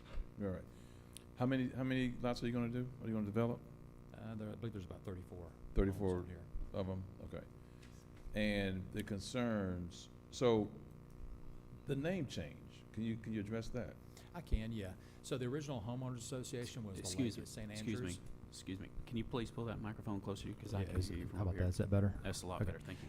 So the original HOA, which is from the original developer, is the lake at St. Andrews. when we presented this parcel here and also the parcel we've got that we're currently building in, we couldn't join their HOA. So we had to really just rename it something else for our parcel. That's why there's a sign there that's strictly for marketing only that says the Enclave, because we couldn't call it the Lake of St. Andrews because technically we're not, because we're not a part of their HOA. That was why we changed that. But So there's it not should be a different subdivision. HOA, I mean, same PUD, so it'd be different HOA, same PUD? Okay, Yes. all right. Okay. That's a whole different issue, right? I'm just, make sure I'm clear. All right, so the name change is just for your new your new subdivision? in a That's right. sense, Yeah, just for marketing. For marketing, okay. So but the other subdivision still remain the same? The name still remains the same, is that right? Yeah, far for as you their know. HOA, yes. Okay. All right. Sounds down, but still, it didn't change the name. You guys moved it, was on your property, was it somehow interfering with the construction? That is correct, and the name change that they're referring to was a marketing sign. There's never been a subdivision sign there that says the Lake at St. Andrews. It was purely a marketing sign, and it's been replaced by exactly what we have there currently today. And that sign's not gonna stay, it's just That's marketing right, as it well? won't stay, that's right. And then once you get it all, built out and sold, That then sign will that's be gonna go removed. away? That's right. Okay, but it's gonna be a different subdivision nevertheless. Once you do, if it's approved and you do get established, it'll be a different subdivision. Yes. Okay. Yeah. You said 30 some odd lots? Yeah, What you 34. looking at, and what kind of amenities? It's part of the golf course. I mean, you adding more amenities or using amenities that's already there, or are you adding amenities as well? We're not. You're not, okay, No, just just the housing only? That's right. Okay. Fencing, I was writing down the concerns.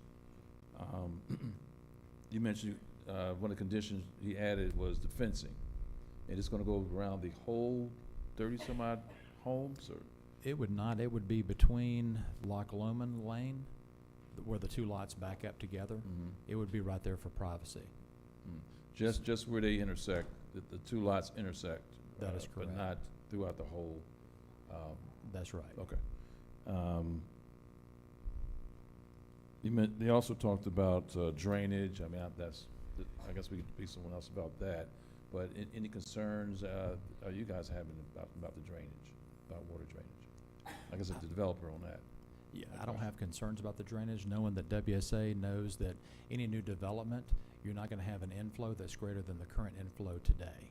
So anything that we do won't change it based off of how we would structure the detention pond and everything flowing back into the additional lake that's there. But that'll be looked at on DRC and all that, when you get the site plan and all that, okay. Yeah. All right, I don't have any more questions. Any other questions, planning and zoning? Yes, or Curry, right here. So you saying you got 34 lots that's gonna be there, correct? That is correct, yeah.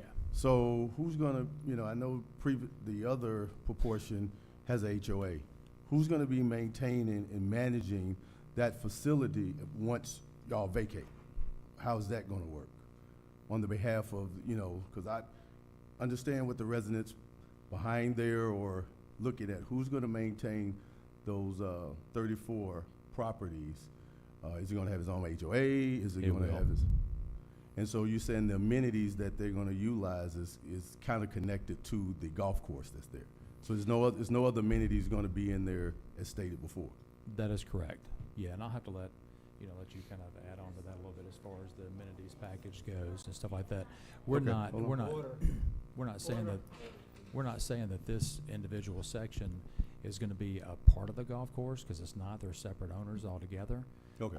But they will be able to utilize that facility like It's a public, if yeah, they it's a need public- to. It's a public golf course. Okay, it's a So public golf as course. far as, being able to walk on the walking trails or something like that, I don't know they'd have access to that, because the golf course is pretty adamant that they want golfers to be playing there, and they don't want somebody to get hurt when they're walking along there. But the green space that was there from years ago, when this was created as a PUD, utilized the golf course as green space. Is that correct? So that's what I'm referring to here. Okay. And I guess we're gonna have to bring a WSA to talk about the retention flow and things of that nature. Do we have someone in here? Okay. We might come back to you one other, with WSA, could you please come up and,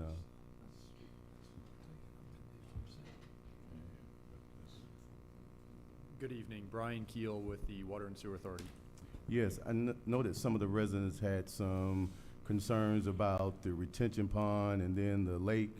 So how is this gonna, with this new development that's planning on coming into the area, how is that gonna affect the water flow as well as the retention pond and as well as that lake that's there?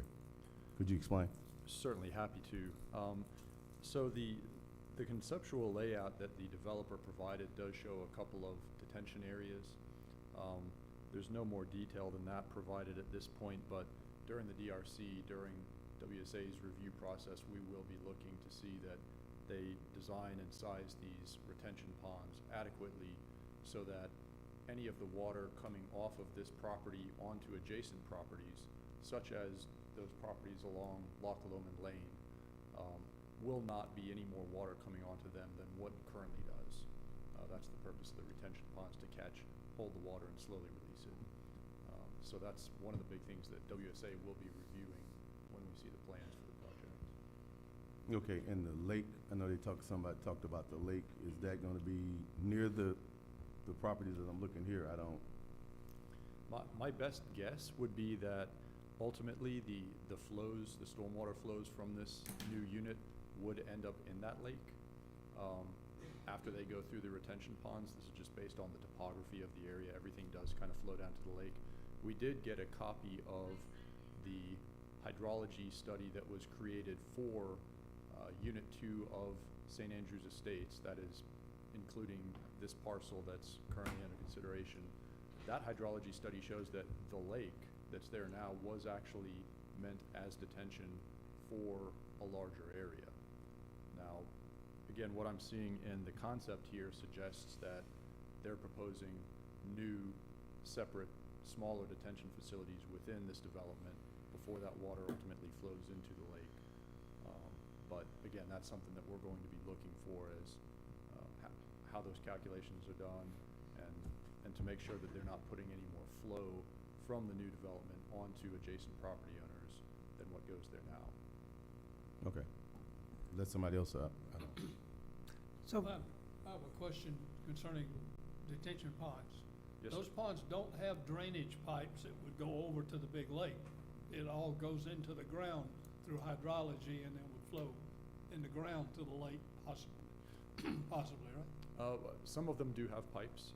That's something that would have to be evaluated in the design. If they're proposing to have a pipe coming out of their detention pond and say crossing adjacent property to get into the lake, they would have to demonstrate that the water going through that pipe is no more than what crosses that property currently. In some cases, there are already pipes that cross under Loch Lomond Lane. The developer may be proposing to make use of those, perhaps extending them into the detention facilities. That just remains to be seen. That'd be a DRC decision. Yes, sir. That Okay. would be a detailed engineering review. Okay, thank you. Yes, sir. Any other questions, planning and zoning?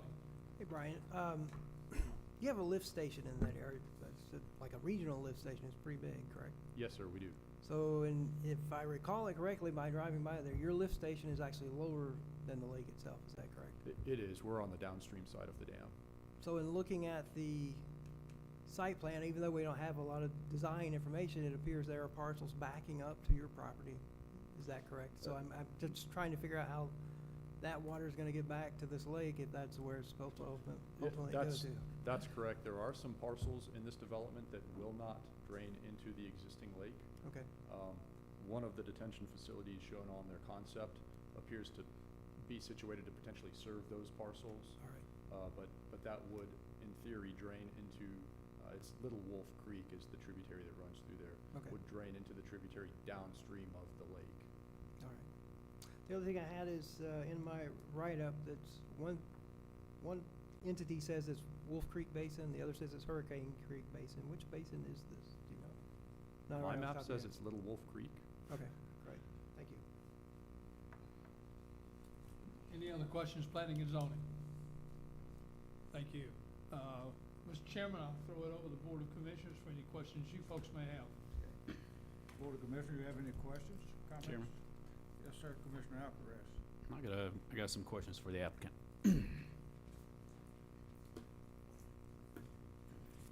Allison, can you please pull up that slide that showed the site plan?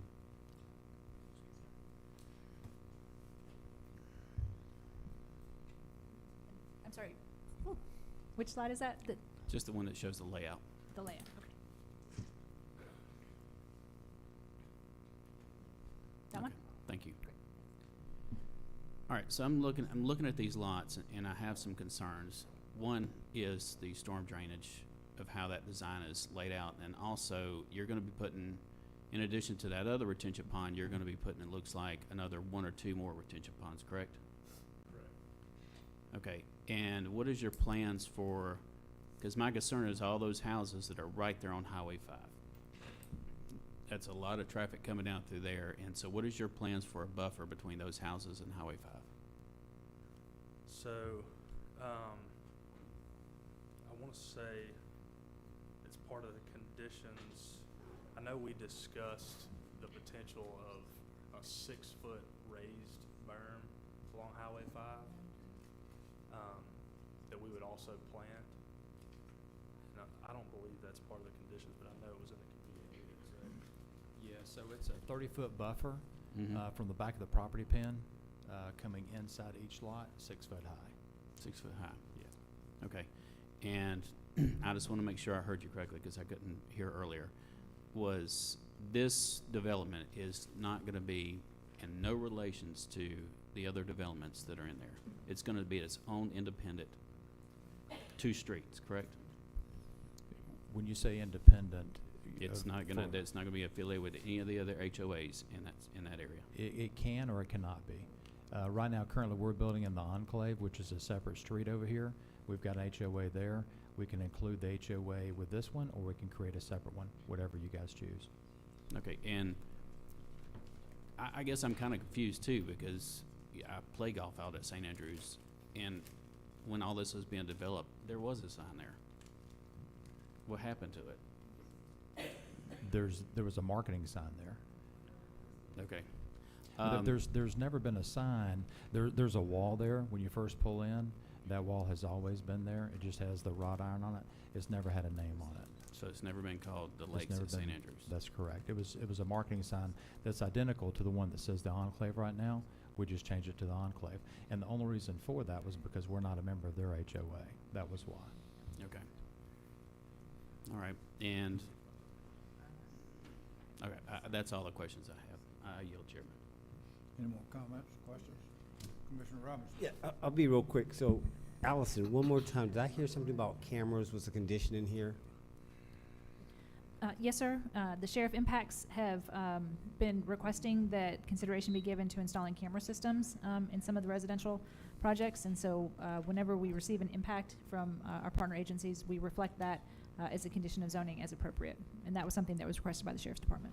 But that's not part of the code. It's just as a one-by-one decision.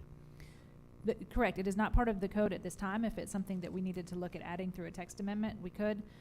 In terms of the one-by-one decision, it's a decision that whenever the sheriff's department puts that on their impact, or really any of the other departments, we try to make sure that we're reflecting their requests based on their technical expertise in our recommendations. Is there cameras anywhere else throughout this master development? That I don't know of.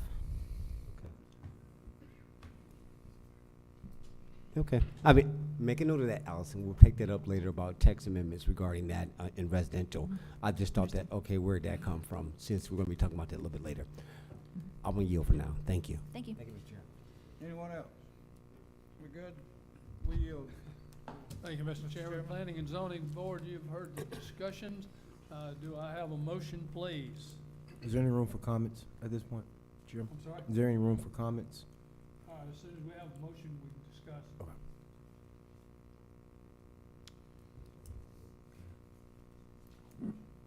This is Rob Thomas. I'd like to make a motion to approve Z 2023-55.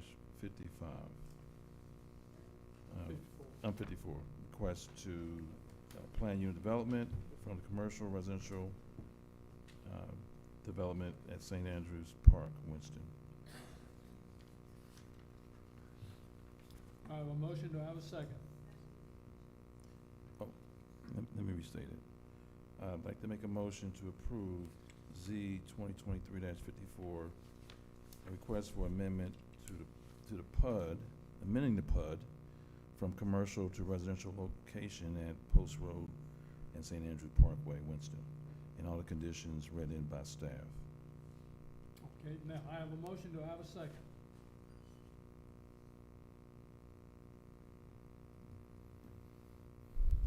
Do I have a second?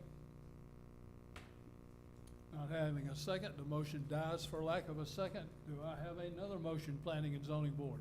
Mr. Chairman, it's Kurt Nicholson. I make a motion that we deny Z 2023-54.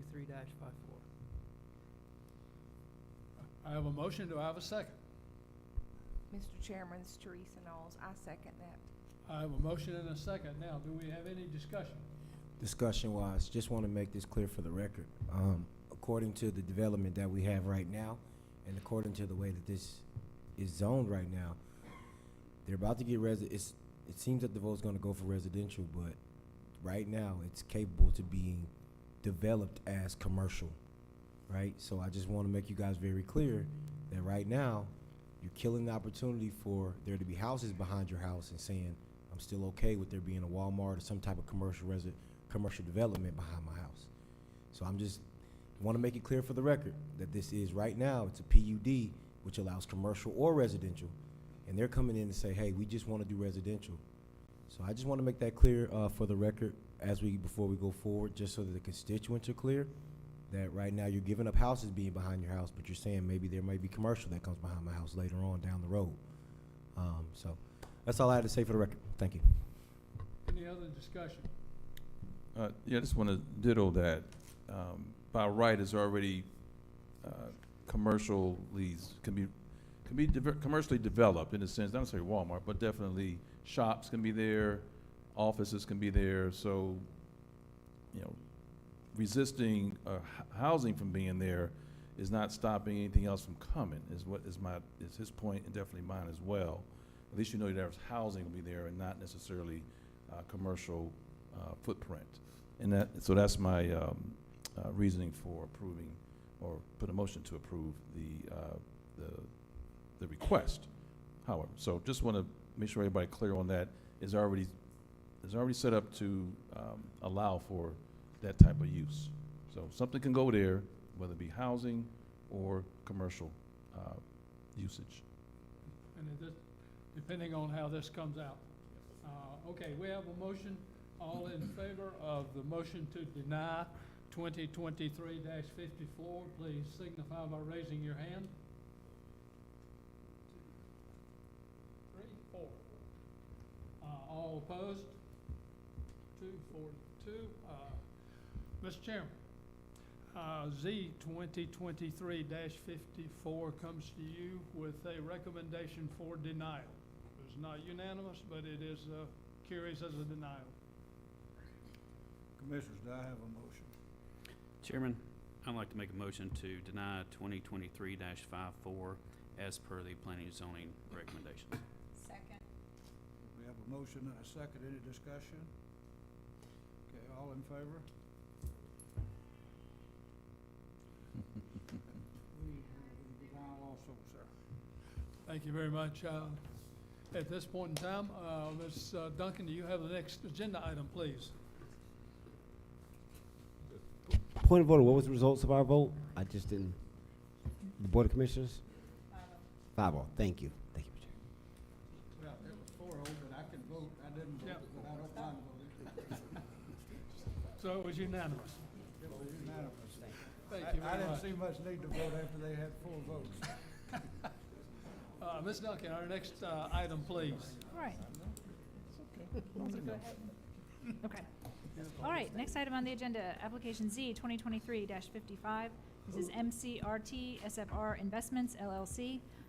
This is a request for rezoning and a request to amend the PRD, the Planned Residential Development. So this is a rezoning request for one tract that is currently zoned residential agricultural. They're wanting to bring that into the overall PRD, and then an amendment to the existing PRD, Planned Residential Development. This is for a townhome community located on Maroney Mill, land lot 556, District 1, Section 3, parcels 1, 2, and 6, as well as land lot 1, District 3, parcels 2 and 5. Total lot size is 41.95 acres, and this is in District 1. In regard to the existing conditions, the site is on the north side of Maroney Mill Road and is bounded on the north edge by the county line. There are single-family homes on a portion of the property that would be removed for this project. The property does contain a portion of Gothard's Creek and a body of water on the northern end, which is called Gresham Lake. The parcels are currently wooded. There's potential buffers that exist around the perimeter that could provide significant visual separation from adjoining residential properties. And also the property was subject to rezoning in August of 2021. It was approved to a planned residential development for 223 rental cottages that are age targeted for the active adult and workforce community. The original developer has since withdrawn that project. So what we're bringing to you is an amendment to change the overall concept that was approved in 2021 to what the applicant is proposing here. So this applicant is requesting to amend the PRD to construct 202 rental townhomes. Those are going to be targeted to the workforce community. The development will contain recreational amenities, including a pool and a clubhouse, a playground, sidewalks, and street lighting throughout. And the developer is also adding one parcel that I can show to you when we get to the zoning map. So again, just as a refresh for our planning concerns, when this was originally brought to you in 2021 by a developer of Chapman Homes, this was presented to you as an age-targeted community. So this was looking more towards seniors, active adults, in addition to workforce age occupants. Again, the original developer subsequently withdrew from the new project, and this new development team was proposing to change key aspects of the overall development plan. Staff had tried to work with them on a compromise until we felt like it had just shifted too much from what was presented to the board in 2021. So specifically, they're proposing single-family townhomes with no age target and no master on main floor plan. There was a couple of things in the impact statements that we thought were relevant. In 2021, the Board of Education indicated that they did not anticipate an impact to the school system, but when they removed that design that focused on master on main construction and the age-targeted provision of the original approval, the Board of Education has since submitted a revised impact statement on what the potential impact is to the school system. And then again, in 2021, the sheriff did note that they were having a shortfall in manpower, and so they expressed concerns about the increasing pace of development and the ability to keep up with that. So they have come back in 2023, and they have revised their impact statement to continue to identify an increased shortfall in manpower and an increased number of vacant positions, and they have requested a video camera surveillance be considered for the overall development. So we felt that the change in style and marketing of the development was significant enough that it prompted P&Z staff to direct the developer to return to the Board of Commissioners to make sure that they adequately address all of the development impacts and that the proposed development is suitable to the Board of Commissioners. So here is the zoning map. The area in white is the existing PRD, and then you can see a small parcel also outlined in red. That is the single residential agricultural parcel that they're proposing to change the zoning and bring into the overall development plan for the project. Here is the aerial image of the property. You can see the lake that I had mentioned previously, as well as the fact that the property is heavily wooded. Here is their proposed site plan. I believe they may have an additional site plan that the applicant will present during their time to speak. View of the subject property, and then view across the street of the residential development across the street. This is very close to the city limits, where it kind of jogs in and out in this portion of the county. So what you are seeing here is the architecture that was originally approved as a part of the Chapman Homes PRD approval in 2021. And then this is what the applicant had submitted for the proposed townhomes. Again, we felt that this was substantially different enough, including units that did not have that master on main development, that it was worth bringing this back to you for your review and consideration. We had also proposed kind of working with them on a compromise unit, and so initially they were not receptive to this, but I do believe that they have kind of changed their position to possibly consider a mix of the townhome units that they are proposing, as well as some of these units. And again, share the floor plan, which is a little hard to see at this scale, but the key difference is that master on main insofar as this being age targeted in any way, shape, or form. Staff has performed the zoning analysis, and we do think with the compromise conditions that we will present here this evening that we are comfortable with this being substantially compatible with the zoning criteria in the code. Therefore, we are recommending approval with the findings that the rezoning is consistent with the Douglas County Comprehensive Plan and the intent, purpose, and spirit of the Unified Development Code, that a negative impact to surrounding properties will not result from the rezoning, and the granting of the rezoning will not adversely affect the public health, safety, or welfare, and represents good planning practice. In regard to conditions, so the first condition that we are proposing is that 70 units of this project will be built according to the MCD_30-5 unit building plan submitted to Douglas County Planning and Zoning and included in the application for this meeting. The remainder of the project will be constructed to the Ashburn 6-unit building plan submitted to the Douglas County Planning and Zoning Department and included in the application for this meeting. Each home shall be constructed of cementitious siding, brick, or stacked stone. All individual homes shall have a minimum of 30% of the total facade of each individual unit constructed of brick or stacked stone. The required square footage shall be based on a calculation of the front facade in square feet of each unit, excluding doors and windows, multiplied by .30. In addition to the 2 proposed amenity areas with the clubhouse and the playground, an area for a dog park will be established on the property. This was something that was presented as a part of the original approval, and so they have indicated they are willing to incorporate that in this project. Let's see, the developer shall coordinate with the Douglas County Sheriff's Department on the design and installation of the camera system to assist law enforcement in monitoring the community. The camera system shall be installed at the developer's expense and shall be operated prior to obtaining a CO for the first residential building. Number 5, no more than 8 or fewer than 4 dwelling units can comprise a building. And number 6, the applicant shall submit to the Development Review Committee for review and consideration of the specific site development and access management plans to address the development standards in the UDC and the concerns and requirements expressed in the specific agency impact statements reviewed in the staff report and dated August 1st, 2023. And that concludes my presentation. There are a few slides that I believe the applicant would like to use through their presentation. Thank you. Thank you, Ms. Duncan. I'll open the public hearing in favor of this application. Will the developer or developer's representative please step forward? You'd have 2 minutes per person for a total allocated time of 30 minutes.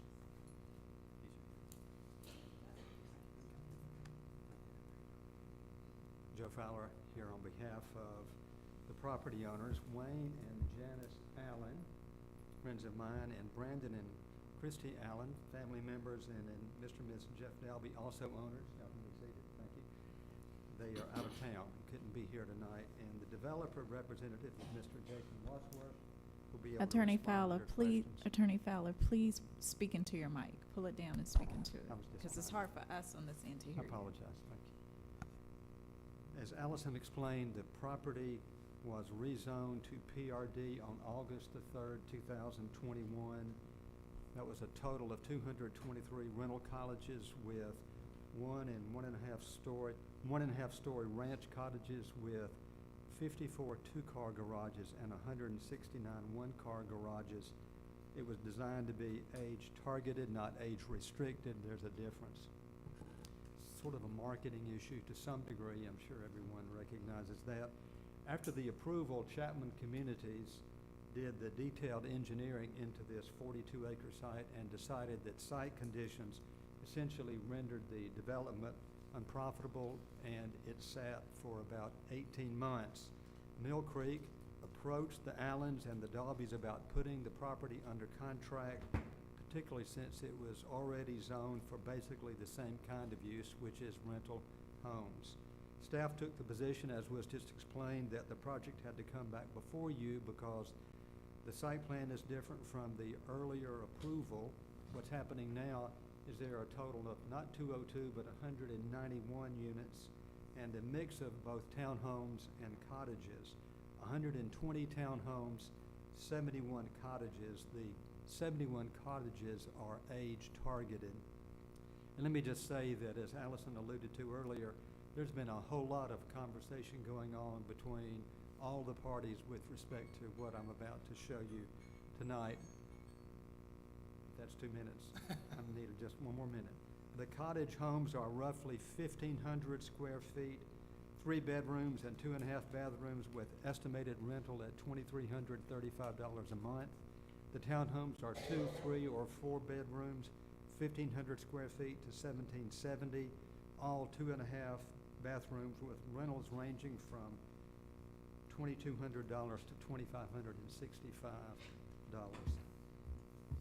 The staff has recommended approval subject to the conditions, all of which are acceptable. I will note one thing, and let me come back to that in just a moment. This is a view of the site plan. It has varied significantly from what was presented 2 years ago. there's incredible topo that has to be addressed there. These are the townhomes that are now being proposed for the site, different from what you saw earlier. This is the latest iteration of the townhomes. These are the 30-foot product, the cottages. This is something about the developer. And then finally, this is information in the tan portion about the rentals. This has been a very difficult site. This is a difficult site with the topographic issues that I mentioned, and that is what accounts for the big drop in total homes. But that said, thank you for your attention. The Allens, the Dalbys, and Mill Creek, appreciate your consideration. I'll be more than glad to respond. Thank you, Mr. Chairman. Thank you, Mr. Fowler. Anyone else wishing to speak in favor of this application? Go back to the site conditions for a moment. Seeing no one moving, I will close the public hearing in favor and open the public hearing in opposition. Anyone wishing to speak in opposition to this application, please approach the podium. You would have 2 minutes per person for a total allocated time of 15 minutes. My name is James Walters, and I live at 860 Dallas Highway, and have for 42 years. And I own the property next to mine behind the Marathon gas station that runs parallel with Maroney Mill. And so both of my properties back up to this proposed development. I think I've got around 600 feet back there. And I'd like to take this time to thank our commissioners and our planning and zoning development for hearing us and doing a good job in our county for us. Thank you for your service. I'm not necessarily against this. Like Joe already said, it's been approved a couple of years ago. And you just met my neighbors I've had for all these years, and I'm getting ready to lose them, but I'm getting over 400 new neighbors in about 41 acres right there. Here's my concern. I would like to see at least a 6-foot chain link or hurricane metal or masonry or steel fence, not wood, something that would deteriorate. I'd like to see that fence completely start at Maroney Mill and surround it and go all the way around the development. My reasoning for that is privacy, security, and also boundaries. Now, I talked to the developer last month at the information meeting, and I asked him, I said, this property leaves Maroney Mill, rises up, and then drops off all the way down to Gothard's Creek, and there's a pond back there. It's kind of a little lake. It's been there all the time I've lived out here. And he said, I was asking him, are you going to have to build any retaining walls on that lower side? He said, yes. I said, how tall will they be? He said, some of them will be maybe 30 feet high. So for the security of the people that I haven't met yet that's going to move back there, I'd like to see the fence go all the way around, and especially back there on that high side. So for the residents, the children, pets that are going to be in there, it also may help the Sheriff's Department to police that area and to know the boundaries back there. So I would like to see a fence, not just for the developer to consider it, but for you folks to help us see that that does happen. Thank you. Thank you, sir. Anyone else wishing to speak in opposition to this application?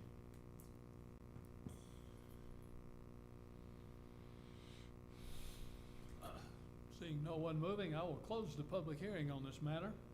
Planning and Zoning Board, you've heard the discussion. Do you have any questions of the developer, Mr. Fowler, or staff? It's Brandon Penham. I got a quick question for staff. Allison. So Allison, I heard you mention a couple of times the concept of master on main. Can you explain what the importance of that is and how that affects the percentage of homes and how they're developed? Sure. So I think that as we reviewed the minutes of the original 2021 Chapman presentation, I do agree with Mr. Fowler. That was age targeted, not age restricted. But I think one of the things that we made note of is a key difference between the townhome versus the cottage proposed by Chapman is that for all of the Chapman development, that was all master on main. So again, if you're targeting, towards a senior and active adult population, The idea that you didn't have to have stairs, that you would go up to get to your master bedroom, was something that we felt underscored the overall development. That, again, because it's not age restricted, it's only age targeted, but nonetheless made it desirable to the target demographic that was presented to you in 2021. When the applicant did present us with the site plan that was more of a cottage site plan that we shared with you, initially staff was amenable to that because we felt that it did reflect a substantially similar floor plan. But then as they did their due diligence on the design of the property and encountered the environmental challenges, they wanted to switch to a townhome, which again we think is probably something more conducive to a very different product than what was presented to the board in 2021. Does that help clarify? Yes, I believe so. And then my last question, are you guys pleased with the new development as far as the new site plans that they gave, as far as their renderings of what the townhomes will be? Are you guys okay with those? Do you feel like they're more fitting for what we're trying to see in our community? Well, so again, we review by the criteria in the code, and we looked at specifically the record of the minutes in 2021 in terms of what was presented. And I think that we do try to acknowledge and recognize the environmental challenges on the property. I think that there is complete agreement between staff and the developer that this is a hard property to develop with the existing kind of water, lake, creeks, floodplain, and granite under the property. But to your point, I don't believe that that means that Douglas County should reduce the overall quality that they expect, from a project because of those environmental challenges. So we do feel that the conditions that we've presented in regard to the mix of development types and the architectural requirements of the development types does get us closer to what that 2021 approval was. But ultimately, we recognize that the decision is with the Planning and Zoning Board and Board of Commissioners. We just did our best to align the two projects to make sure that going forward, they felt commensurate. Thank you. I have no further questions. I'll yield. I have a question to the developer. Yes, Jason Wadsworth, 3061 Glenview Lane, Monroe, Georgia. Okay, I know they talked about the houses. Now you're going from, you made a concession to do 70 ranch style or homes, correct? Master on the main or? Correct, yeah. I mean, the site plan we showed earlier has 71 primary bedroom down units, which would be an age-targeted product. Okay, so those are going to be, are they still going to be townhomes, or are they still going to be ranch-style homes, basically? Just trying to- They will be 1.5 story. I mean, they're attached product, but Okay. instead of like a 2-story townhome, they're 1.5 story. Similar to the product that Chapman had proposed in Okay, so 2021. you're saying 1.5. What do you mean in 1.5? Just to clarify, 1.5. So from the front, it looks like they're 1 story, but you have a higher roof line. So Okay. I can scroll back and. Now,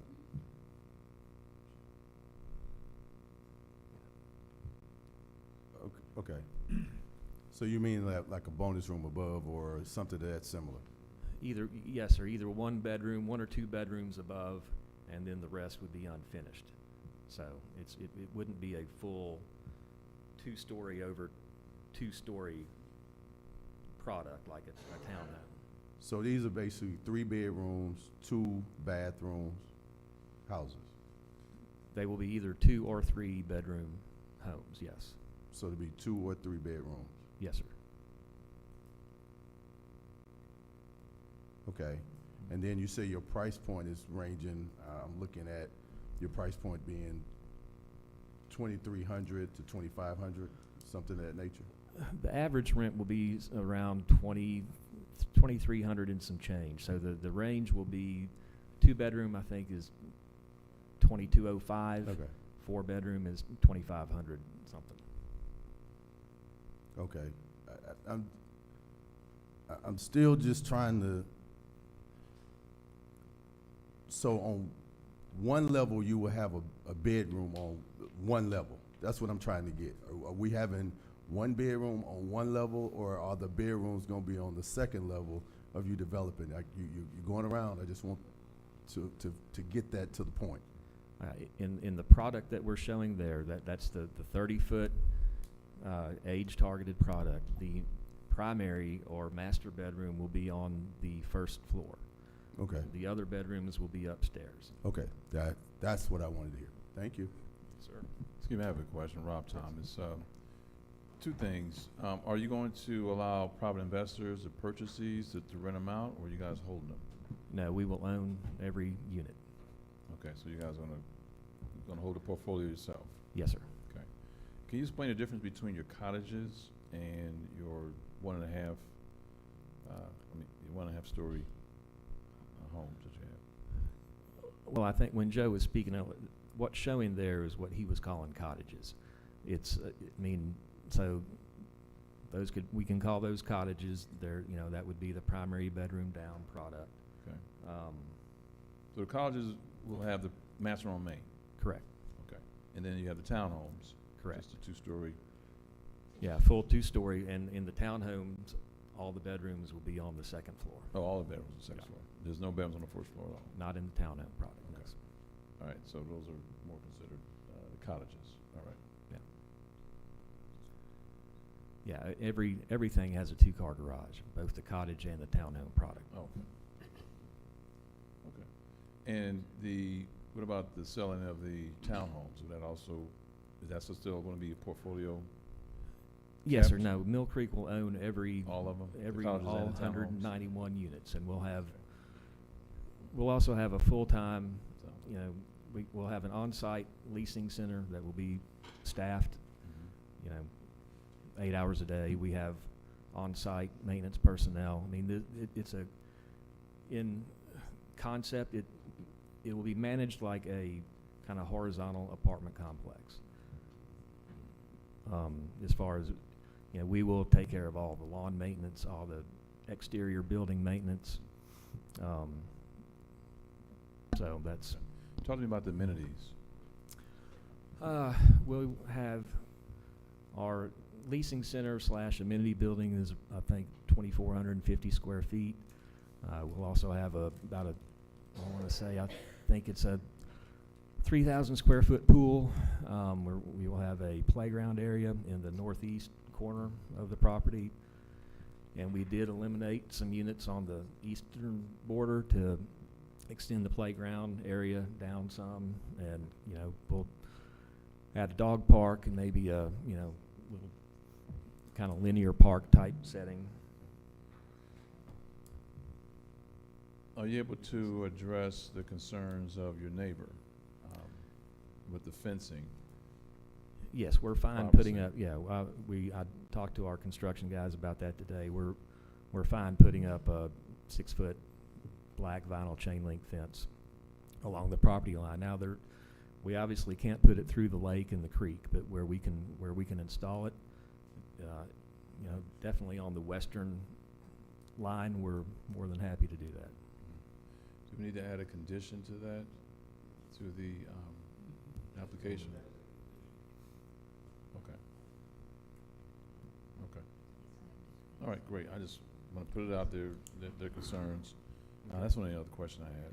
I got one more question for the developer real quick before we transfer over to the board or anybody else who has questions. So in regards to the homes, I just want to make this clear. There's no option to own. It'll be rent only. People will only be able to rent these out. They could not purchase to own. Correct. No, it would be rental only. Okay, got you. All right. This is not a time for just general comments, correct? I'm sorry? This is not a time for just general comments, correct? More for questions. All right, I'll save my comments for later. Thank you. I yield. Before you leave, are you in agreement with the conditions that were read in and the one condition that was added for the fence? Okay. Before you agree, let's. Let me just jump in and say, just for the sake of full transparency, in residential developments, we would not typically allow a chain link fence to be the perimeter of the property. You could approve that as a condition, as a part of rezoning, but very specific types of chain link fences are generally only allowed in industrial style development. Otherwise, the requirement would be for the masonry, the ornamental steel or some sort of metal fence, or a wooden fence, which they've said is not desirable. We have put the condition in for wooden fences, previously, but if you are inclined to go that route, staff would propose a condition that specifies 6-foot masonry or ornamental fence will be required to be installed The design will be approved by DRC and installed around the entire perimeter of the property prior to issuance of the first CO on the property. So just putting that out there for consideration. If you would like to make it chain link, that is certainly at the discretion of the board. Staff would not recommend it. We would recommend that they have to meet the criteria of the code. Thank you. Thank you. Okay. Any other questions, planning and zoning? I have one for Allison. Probably answer it from your seat. Yes, ma'am. Across the Maroney Mill Road frontage of this development, what type fencing will go there? Masonry? Well, so again, depending on the specific language of the condition, we're going to recommend the masonry or ornamental steel fence. I don't recall if, do y'all already have a fence proposed on the front part of the property? Fully gated, And that was my question. It seemed like the Chapman development, it was going to be a gated community, so it's still going to be a gated community. Okay, good. Thank you. Any other questions, planning and zoning? Hearing none, Mr. Chairman, I'll throw it over to the Board of Commissioners for any questions, comments you folks may have. Commissioners, you have any comments or questions? Commissioner Dobbs? Yes, for the developer, Jason. A couple of things, starting one with the fence, what was discussed, since it's gonna be gated, and I believe you're gonna go with the steel or the masonry for the gated front portion. The front portion will be, I mean, the gates will be steel, and then we will have like what we're proposing would be a stone or brick column with wood fence in between along the frontage. You know, probably like a 3 or 4 rail kind of maybe farm style fence along the Maroney Mill frontage. Okay, so my question along those lines of accepting the condition, would you be willing to accept the condition to make that the steel proposed as Allison stated all the way around? Because, and part of the reason why I bring that up is because the neighboring folks, also on the north side, just as a promise that was made by another developer, was that they were gonna gate the community with those apartments that we have at the top of 92, and there's no fence that's there. So I just want to make sure, and we kind of understand that we're clear that the fence is being requested as a condition, if you would be willing to go with it all the way around the property or not. Yeah, yes. So if you look at the northern line, I mean, that it runs through the lake. So there's going to be places where we can't put the fence in anyway. True. And it's heavily wooded too. So I would like to. Can I just in all honesty to try? I'm not against trying to find some kind of a compromise, but to put a masonry wall or masonry, an ornate fence running through the woods.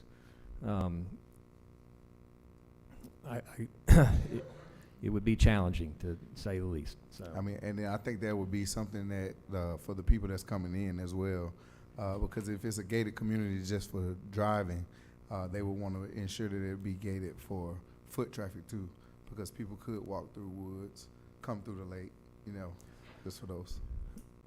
I agree, and we will have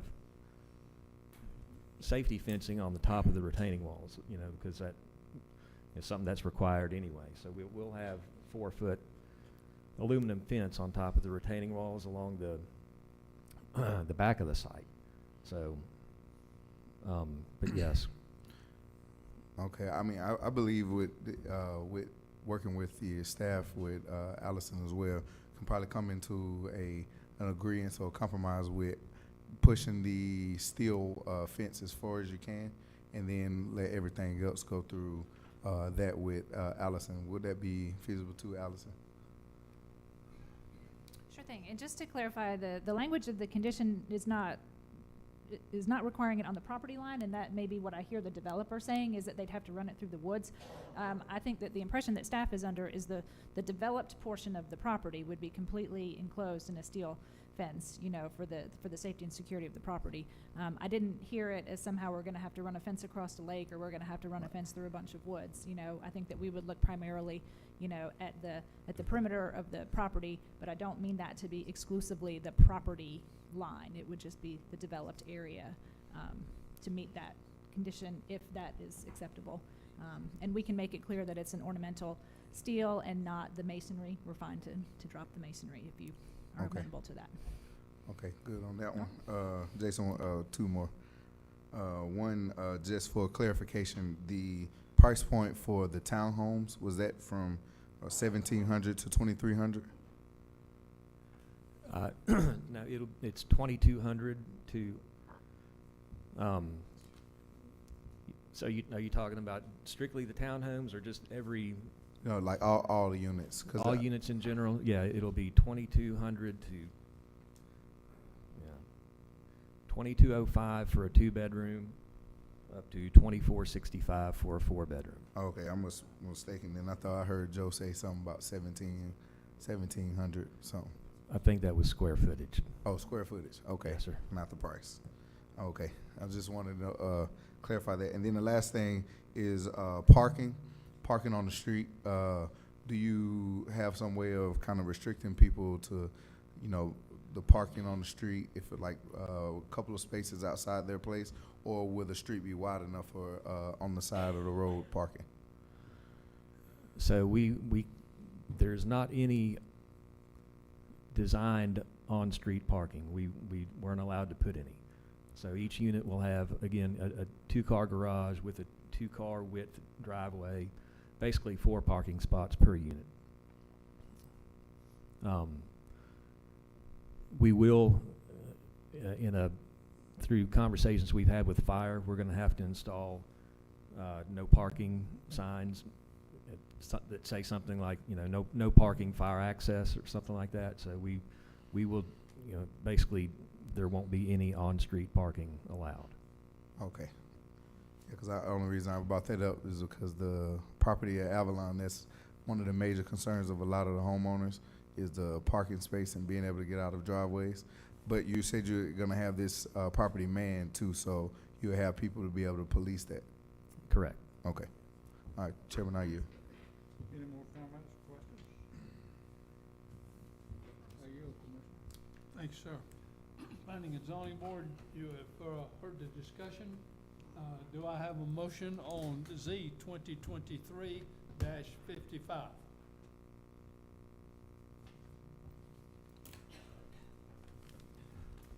This is Frank Payne. I make a motion to approve a request for an amendment to planned resident development and a rezoning for RA, residential agriculture, to a PRD, general resident development for a townhouse community located at Magnolia Mill Road.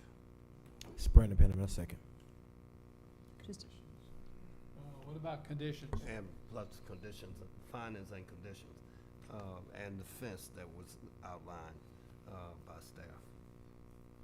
Right, so just to clarify that fence condition, we have revised to read, a 6-foot ornamental steel fence will be required to be installed around the periphery of the property. The design will be approved by DRC and installed prior to the issuance of the first CO on the property. Is that acceptable, Frank? Yes. Second. Have a second? I have a motion and I have a second. Do I have any discussion? This is Brandon Penniman. Real quick, just for the record, I want to mention to the developer, this is within my district that I represent, and one of my biggest concerns is the ability for people to afford in this area. And when you say $2,200 for a 2-bedroom, it just seems astronomical to me personally. And so I just want to put that out to you as a developer, understanding the community that you're coming into and where that community stands and what that community is capable of at this time. So that's just a statement that I wanted to make for the record, seeing that this is in District 1. And with that, I'll yield. Any other discussion? Hearing no discussion, I'll call for a vote on the motion. All in favor of approving Z 2023-55 as read into the record, please signify by raising your hand. Thank you very much. That is unanimous. Mr. Chairman, Z 2023-55. Point of order, I don't think it was unanimous. I don't think Kirk voted for it. Kirk, did not vote? I did not vote for it. Okay, that's not unanimous then, but it is approved for Z 2023-55 with conditions. Commissioners, do I have a motion? Point of order, Yes. real quick. What was the results of the vote? I need to hear, like, was it 2, 1 abstain, 3 negative? Yeah, be more clear when you guys state the votes, guys, so we can hear it for the record. So what was the count for the planning and zoning vote? What was the results? Not that it just passed. Who took what position? 6-4-1 again. Thank you. Do I have a motion? Yes, Chairman.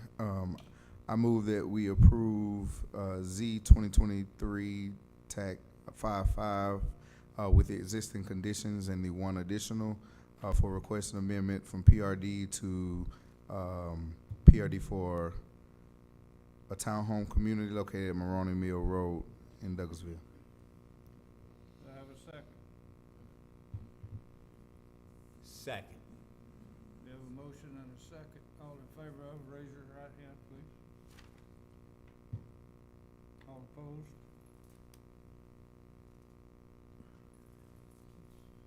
Motion does not carry. Motion fails.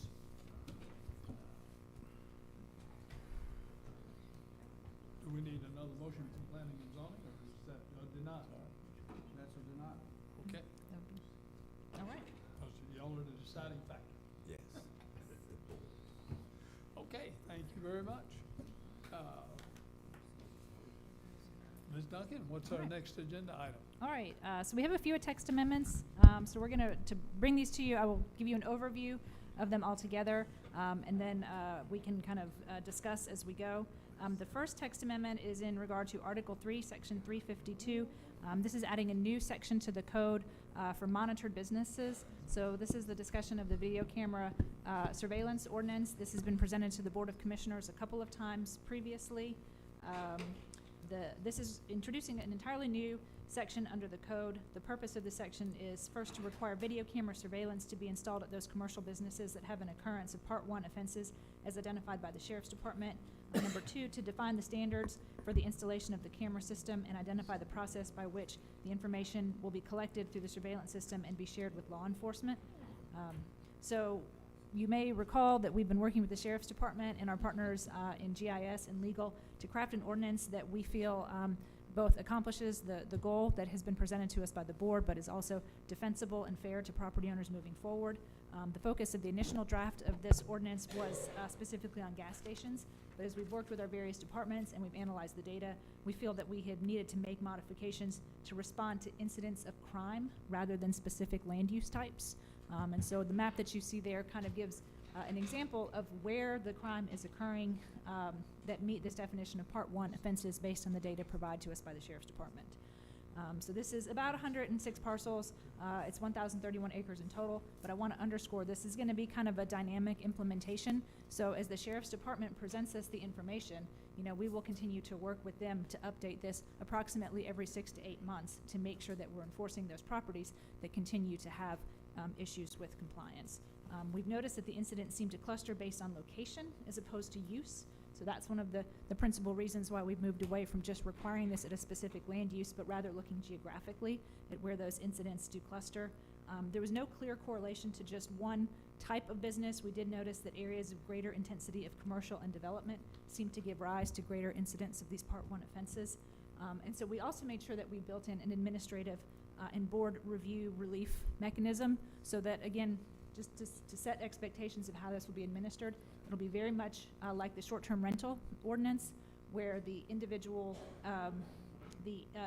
property owners will be given notice that they have been identified as meeting the definition of a monitored business, and then they will have to work with staff to come into compliance. So I have a whole series of other slides that I'm happy to present that get into the weeds of what we have identified here. I believe we also have Attorney Ringer with us here tonight, and she was instrumental in drafting the language of this code, and so she would be a benefit to answer any questions that you may have about the specifics. But we've identified the key components of the code, made sure that we included our definition of a monitored business, specifically focusing on those Part 1 offenses. And so you can see from where it is underscored on the slide, that is murder, rape, robbery, aggravated assault, burglary, larceny, motor vehicle theft, human trafficking, and arson are principally what we would be focused on. And then we have identified the standards for the cameras, for the retention of images, for the time frame in which that data must be shared with law enforcement upon request. And then finally, as I said, included a provision for relief for anybody wanting to appeal their finding of being a monitored business. So that concludes my report on this text amendment, and I'd be happy to answer any questions that you may have before we shift gears and jump into the zoning code text amendments. And we need to have a public hearing on this. We will need to have a public hearing, yes. Okay. Thank you very much. At this point in time, I'll open the public hearing. Anyone wishing to speak in favor of this, please approach the podium. Nobody here but employees. Yep. Seeing no one, I'll close the public hearing in favor and open the public hearing in opposition. Anyone wishing to speak in opposition, please approach the podium. Seeing no one moving, I will close the public hearing on this matter. Planning and Zoning Board, you have heard the presentation. Do you have any comments or questions of staff? I do. I was just reviewing this quickly. Is there anything in here that requires retention of the recorded video? Do you want to speak to that? Oh, you want me to go ahead? So let me get back to the slide where I think that we, within the text, we do require that images have to be retained for 60 days. So part of some of the discussion about crafting this is how does that look? How does that work? You know, are these servers that would have to be installed? Is this something that would be uploaded to the cloud? So we worked very closely with our IT department to make sure that we properly understood, you know, kind of the technical specifications, or I should say very clearly that Attorney Ringer understood the technical specifications, so that it was all outlined very clearly what the expectation would be. So retention of images for 60 days is what is required in this code. What about videos? Retention of videos, is it the same as images? That would be the same as images. Okay, just want to make sure it's the same thing. Okay, thanks. I don't think 60 days is long. Well, it may not be. Agreed. It's better than nothing, but Yep. you know, having been sheriff, 60 days normally, you would be involved enough in the investigation to gather any of the video. So I think 60 days is probably. I think it's reasonable. Would I like to have it longer? Of course I would, but at some point it gets too far also. So. But once you're in an investigation, you would capture the video from the store. Right, we would. Maintain it for. And that's done within a day or two. Okay. If once the crime. Great. Right, Thank and you. they are required to turn over information within 72 hours of the request being filed by law enforcement. Any other questions, planning and zoning? Is there any way that we're gonna, I know it's by category 1 crimes, but aside from that, are there any other like criteria that we're gonna use to determine where we'll put these video surveillance aside from the areas that have the Schedule 1 crimes? So we would be looking primarily, as I said, at the offenses as opposed to the land use. What we have built into that system is a process of appeal. So there's a first level administrative appeal, you know, and then beyond that, if staff says, well, no, we think you need to move forward, and they disagree with that decision, they would have to come to this body for appeal after that. I share that to say what I think it gets at is there a difference between sites that may have like one issue of an offense versus 15 issues of an offense? And as we looked at kind of the issues of where we see those significant concentrations of crime, we felt like that there was the ability to kind of look case by case and be flexible, you know, as needed. And so to that end, I would say we're still focusing primarily on offenses and where offenses are happening. But we did build in the discretion where if we see that there's maybe something that, you know, as a one-off as opposed to something that's a consistent, you know, violation, that we do have the ability, you know, to have administrative appeal for those as appropriate. Now, would this be obtainable upon public records requests? Could citizens request for these videos or images? I don't know that I have the answer to that. I don't know if the county attorney's office would like to address that. Sorry for making you get up. Mhm.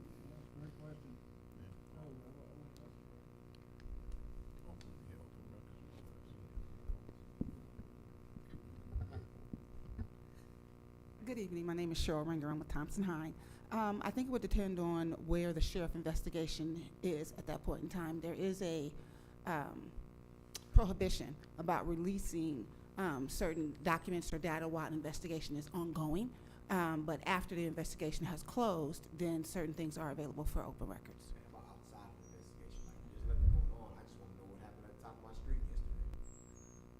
Well, again, if something happened and there's an investigation, you know, I mean, how do you know that something happened, right? So, you know, it would depend on if there's an investigation going on. But if there's no investigation and maybe you saw an accident or something, you know, it would depend. I mean, an open records request will go out and the custodian will make a determination as to whether or not there's a exception for which we would, you know, have to respond within the 3 days and let you know when it would be available, if it's available.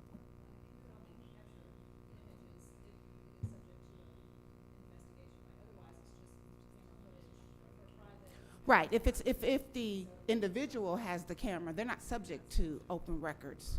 It's the county that's subject, governmental, that's subject to open records requests. Understand what Allison is pointing out. Okay. Were there any other questions? Any other questions, planning and zoning? Hearing none, Mr. Chairman, I'll throw it over to the Board of Commissioners for any questions. Commissioners, you have any questions or comment? Mr. Robinson.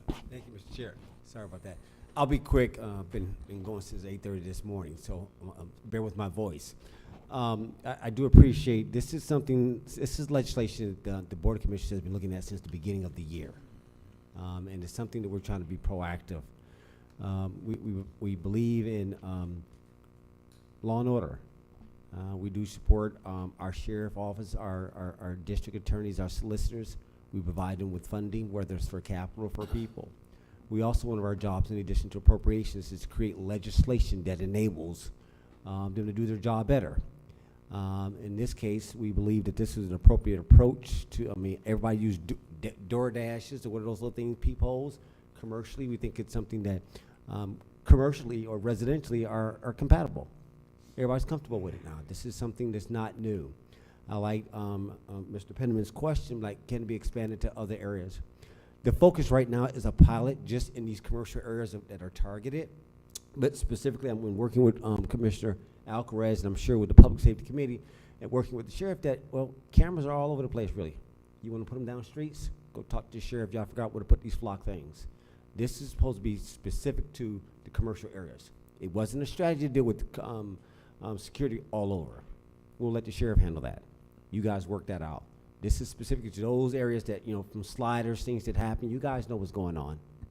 And it's to give our tools to those people who have to go and obviously prosecute.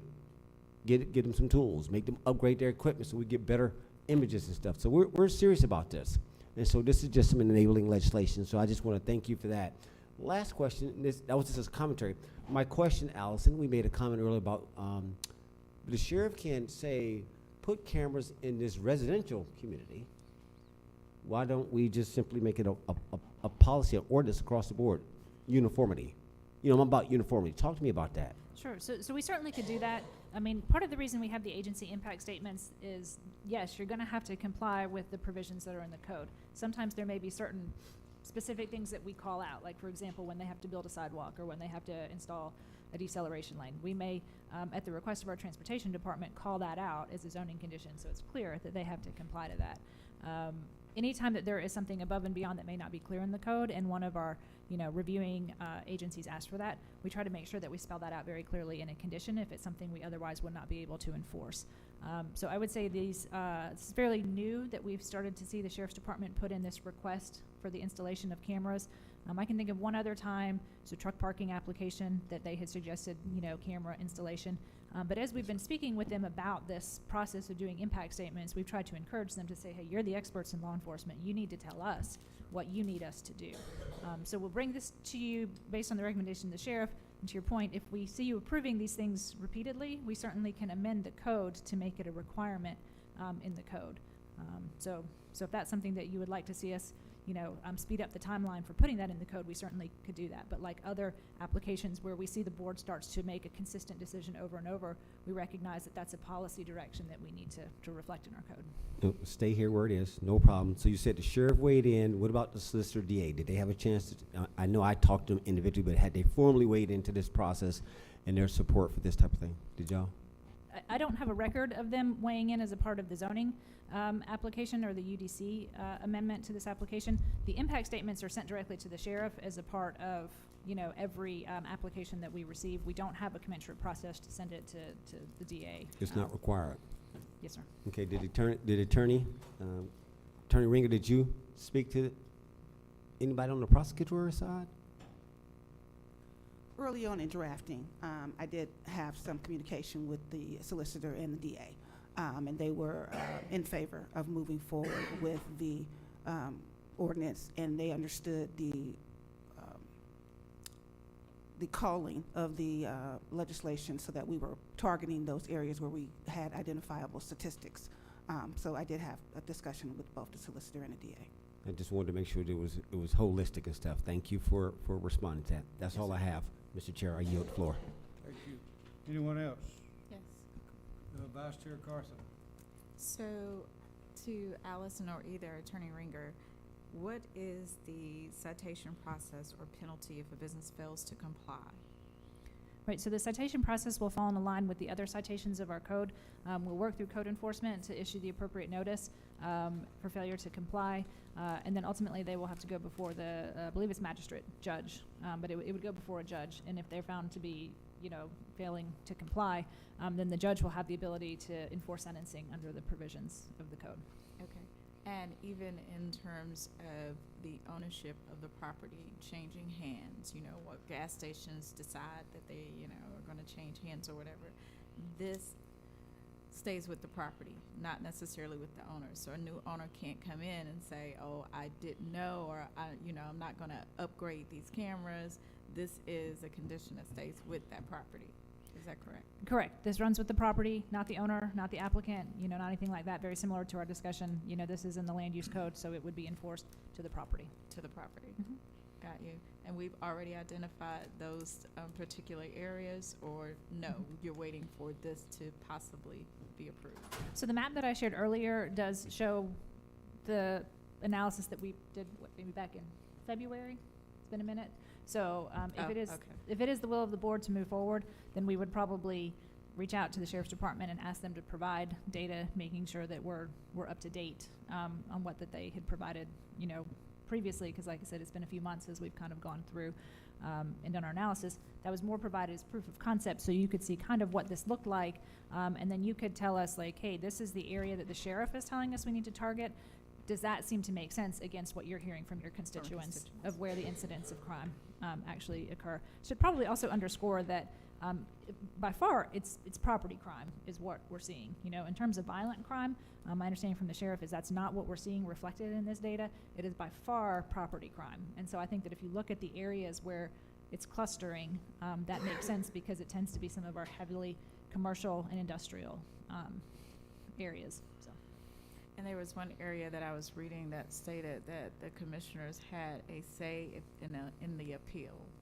Correct. So very similar to some of our other appeal process. The staff will make the interpretation. The first level of my decision will go to Director Worthington. If Director Worthington upholds my decision and the applicant still wants to appeal, then that next level of appeal comes to this body, right? And then if you decide to uphold the staff decision one way or the other and they're agreed with that, the process will be to file suit against the county and go before the judge. Before the judge. I would like to ask that any appeals that you get, even if you don't have to, relegate it to us, you make the appeal, the decision, you or either Mr. Worthington, and the applicant then complies. But I still would like to know which applicants appealed. That's Sure. just for my personal knowledge. I think the board should at least know. Sure, we can keep a record of that and we can include it in our regular reporting that we submit, monthly to the Board of Commissioners if that's a suitable solution for that.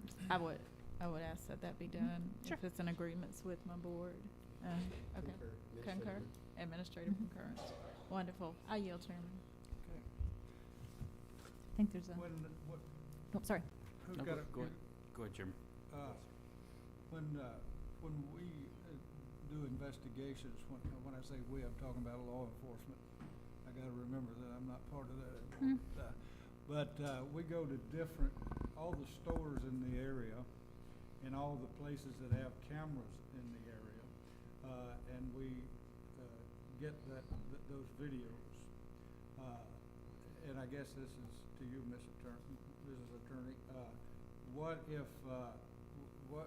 I'm a private investigator and I'm investigating a man or his wife in a divorce case, and I wanted to go to those stores to try to find out if he was there with his girlfriend, and could I subpoena those records for those kind of purposes? I think that applies more to what you were asking.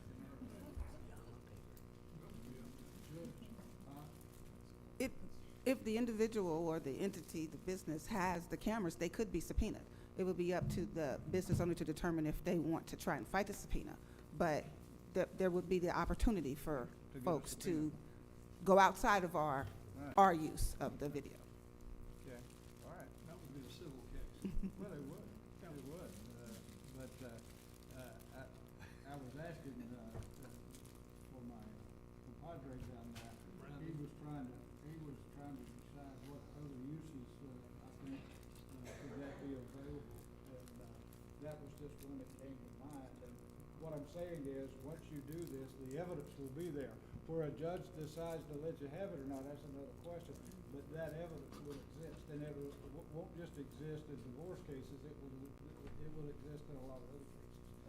That's where people have trouble with us having cameras everywhere. I'm personally for that because it helps law enforcement, but it also steps on the few toes. Anyway, that's all we have. That's why I was asking about the retention period. Yeah, I got you. Okay. All right, Planning and Chairman. Zoning Board. Chairman. Commissioner Alvarez had a I'm question. sorry. Go ahead, Mark. Allison, whose responsibility will it be to ensure that these cameras stay operational? So it will go through code enforcement. Mhm. Very similar to the kind of processes that we use now. If you're found in violation, right, then you'll be issued a citation to come into compliance. And then we will also be doing kind of that regular review of every 6 to 8 months. Like I said, it's our intention to pull the data every 6 to 8 months from the Sheriff's Department and do that regular review. If we see that we continue to have, repeat offenders on that, that will be another opportunity for the Sheriff's Department, for the Code Enforcement Department to go out and make investigation as to whether the camera system is working. Otherwise, we're going to be primarily responding to complaints. We have not, as other jurisdictions have done, we have not put a provision in there where, like, at regular intervals, our Code Enforcement Department will go out and ensure that the cameras are working. That would take some additional manpower that we didn't feel that we currently had at this time. So like I said, we'll enforce it the way we enforce most other provisions of our code. So looking for complaints and instances of noncompliance to begin with, but then after that, it'll just be kind of case by case. Okay. All right. I yield, Chairman. Back to you, sir. Thank you, sir. Planning and Zoning Board, you have heard the discussion. Do I have a recommendation on, or a motion on Article 3, Section 352? It's Brandon Pittman. I can make a motion to approve Article 3, Section 352 for video surveillance system. Or Curry, second. I have a motion and a second. Do we have any discussion? Hearing no discussion, I'll call for a vote. All in favor of approving Article 3, Section 352, video surveillance systems, please signify by raising your hand. Okay. Thank you very much. All opposed? Okay. Thank you very much. Mr. Chairman, approval for Article 3, Section 352, video surveillance systems comes to you with a 6-to-1 approval vote. Thank you, sir. Do I have a motion from the commissioners? So move to approve Article 3, Section 352 as recommended by the Planning and Zoning Board. All in favor? We have a unanimous approval. Thank you, Mr. Chairman. Ms. Duncan, Okay. I believe the next item is Article 12. Sure, last item on the agenda, and we can perhaps take these together unless you would like to split them apart, because both of these relate to basically the same thing. I will be brief, but this is the implementation of House Bill 1405. This was some changes to the overall administration of zoning, and again, big thanks to our legal department for kind of combing through the state law and making sure that we're in compliance. Generally speaking, I feel like that we found that we complied in practice with most of what they were trying to do through the change in the state law. There has been a tweak that requires advertising for variances to be at a 30-day point rather than a 15 to 45-day point. We had been complying with that in practice, and this is just the step to bring the code up to speed with that. Otherwise, the main provisions to Article 12, which is in regard to procedures and permits, are highlighted there before you and included in the staff report, as well as the changes to Article 13. We did want to add that there was one area, there was a typo that we need to add proponents, so where we clearly spell out in compliance with the zoning procedures law that proponents and opponents will be given 10 minutes per side. Little typo I want to bring to your attention. But otherwise, most of this is just sort of procedural stuff that we need to make sure we're following to be in compliance with House Bill 1405. I would be happy to have the legal department add anything that you feel is important that I may have missed, but substantively, I don't think that y'all will see a lot of difference in how we implement the code based on these changes. Pretty routine stuff. Okay, thank you very much. Planning and Zoning Board, do you have any questions? Public Oh. hearing? Public hearing? Oh, that's right. I open the public hearing on this matter. Anyone wishing to speak in favor of this application, please approach the podium. Seeing no one moving, I will close the public hearing in favor and open the public hearing in opposition.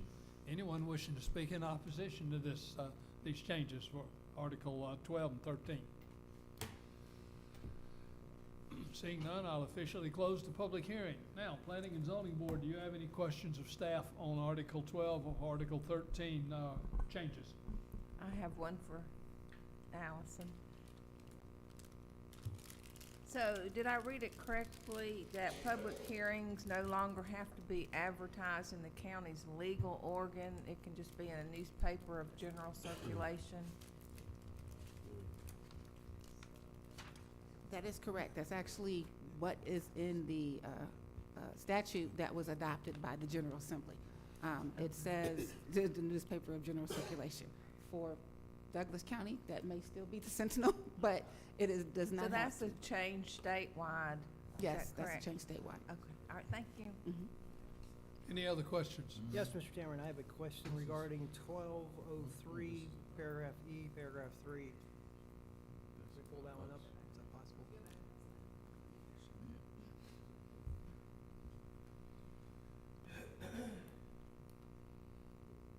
No, actually into the details, not the summation. Can we go to that? Oh, the full staff report? Yes. I don't have that here. I can pull it up on my tablet if I need to, but what was your question? Well, the question is that after reading this thing about 50 times, it still doesn't make any sense to me. Therefore, generally speaking, if I don't understand it, I vote no, and that's what I do not understand this whatsoever. It's, I don't know, it's 8 lines long, one sentence, 8 lines long. So I just don't get it, so I was hoping we could get an explanation What for was it. the specific code section? 1203E, paragraph 3. Oh, that's the one about revising the. When a proposed zoning single-family, decision is multifamily not uses in initiated by single-family. the property owner. You are not alone. Matters did not understand that. Do you want to take that one? Or? Okay, I'll try. So they make all of these requirements of things that you would have to do if you're moving to change the zoning from single family to multifamily. But then those notice requirements aren't required if it's a owner-initiated change, which I understand from Allison, that it's our practice in Douglas County that we don't move forward with such unless they are owner-initiated. However, because that is the requirement that was adopted by the state, I propose that we include it in our ordinance in case Allison and Phil are gone, all of you are gone, and the practice in Douglas County changes. Because that is what the state law actually requires, that you, if you are moving to that multifamily zoning change, then you have to have certain notices and all of that. So that's, as it is stated, is exactly how the General Assembly adopted it. So one other thing to clarify, this has been a major topic of discussion in planning circles to try to understand what exactly was the intent, of this provision.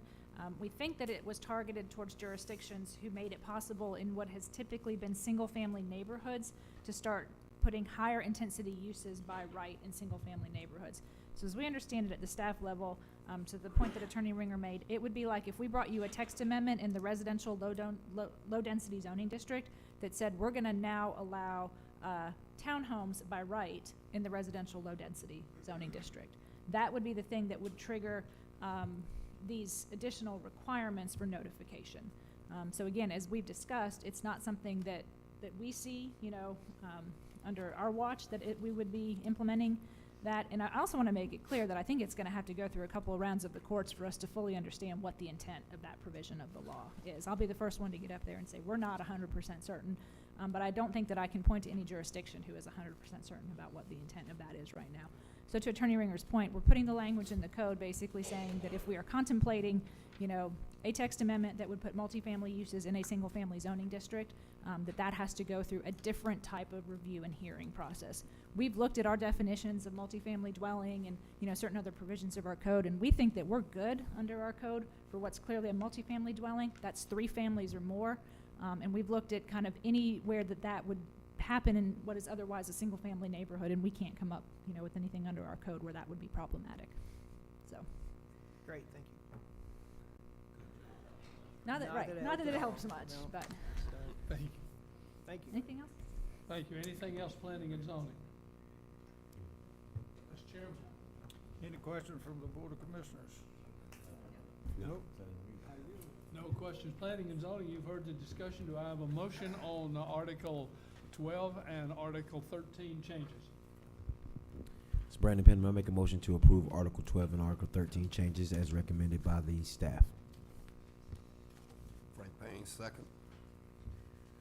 I have a motion and a second. Do I have any discussion? No discussion. I'll call the question. All in favor of approving the changes to Article 12 and Article 13, please signify by raising your hand. All opposed? Thank you very much. Somebody's got to stick. Mr. Chairman, comes to you with a 6-1 request for approving the changes to Article 12 and Article 13. Thank you, sir. Board of Commissioners, do I have a motion? Chairman, I make a motion, we accept the changes to Article 12 and Article 13 as per staff recommendation. Do I have a second? Second. All in favor? We're unanimous. Thank you very much. Having nothing else to come before Planning and Zoning Board, I'll declare our meeting adjourned. Mr. Chairman. Wow.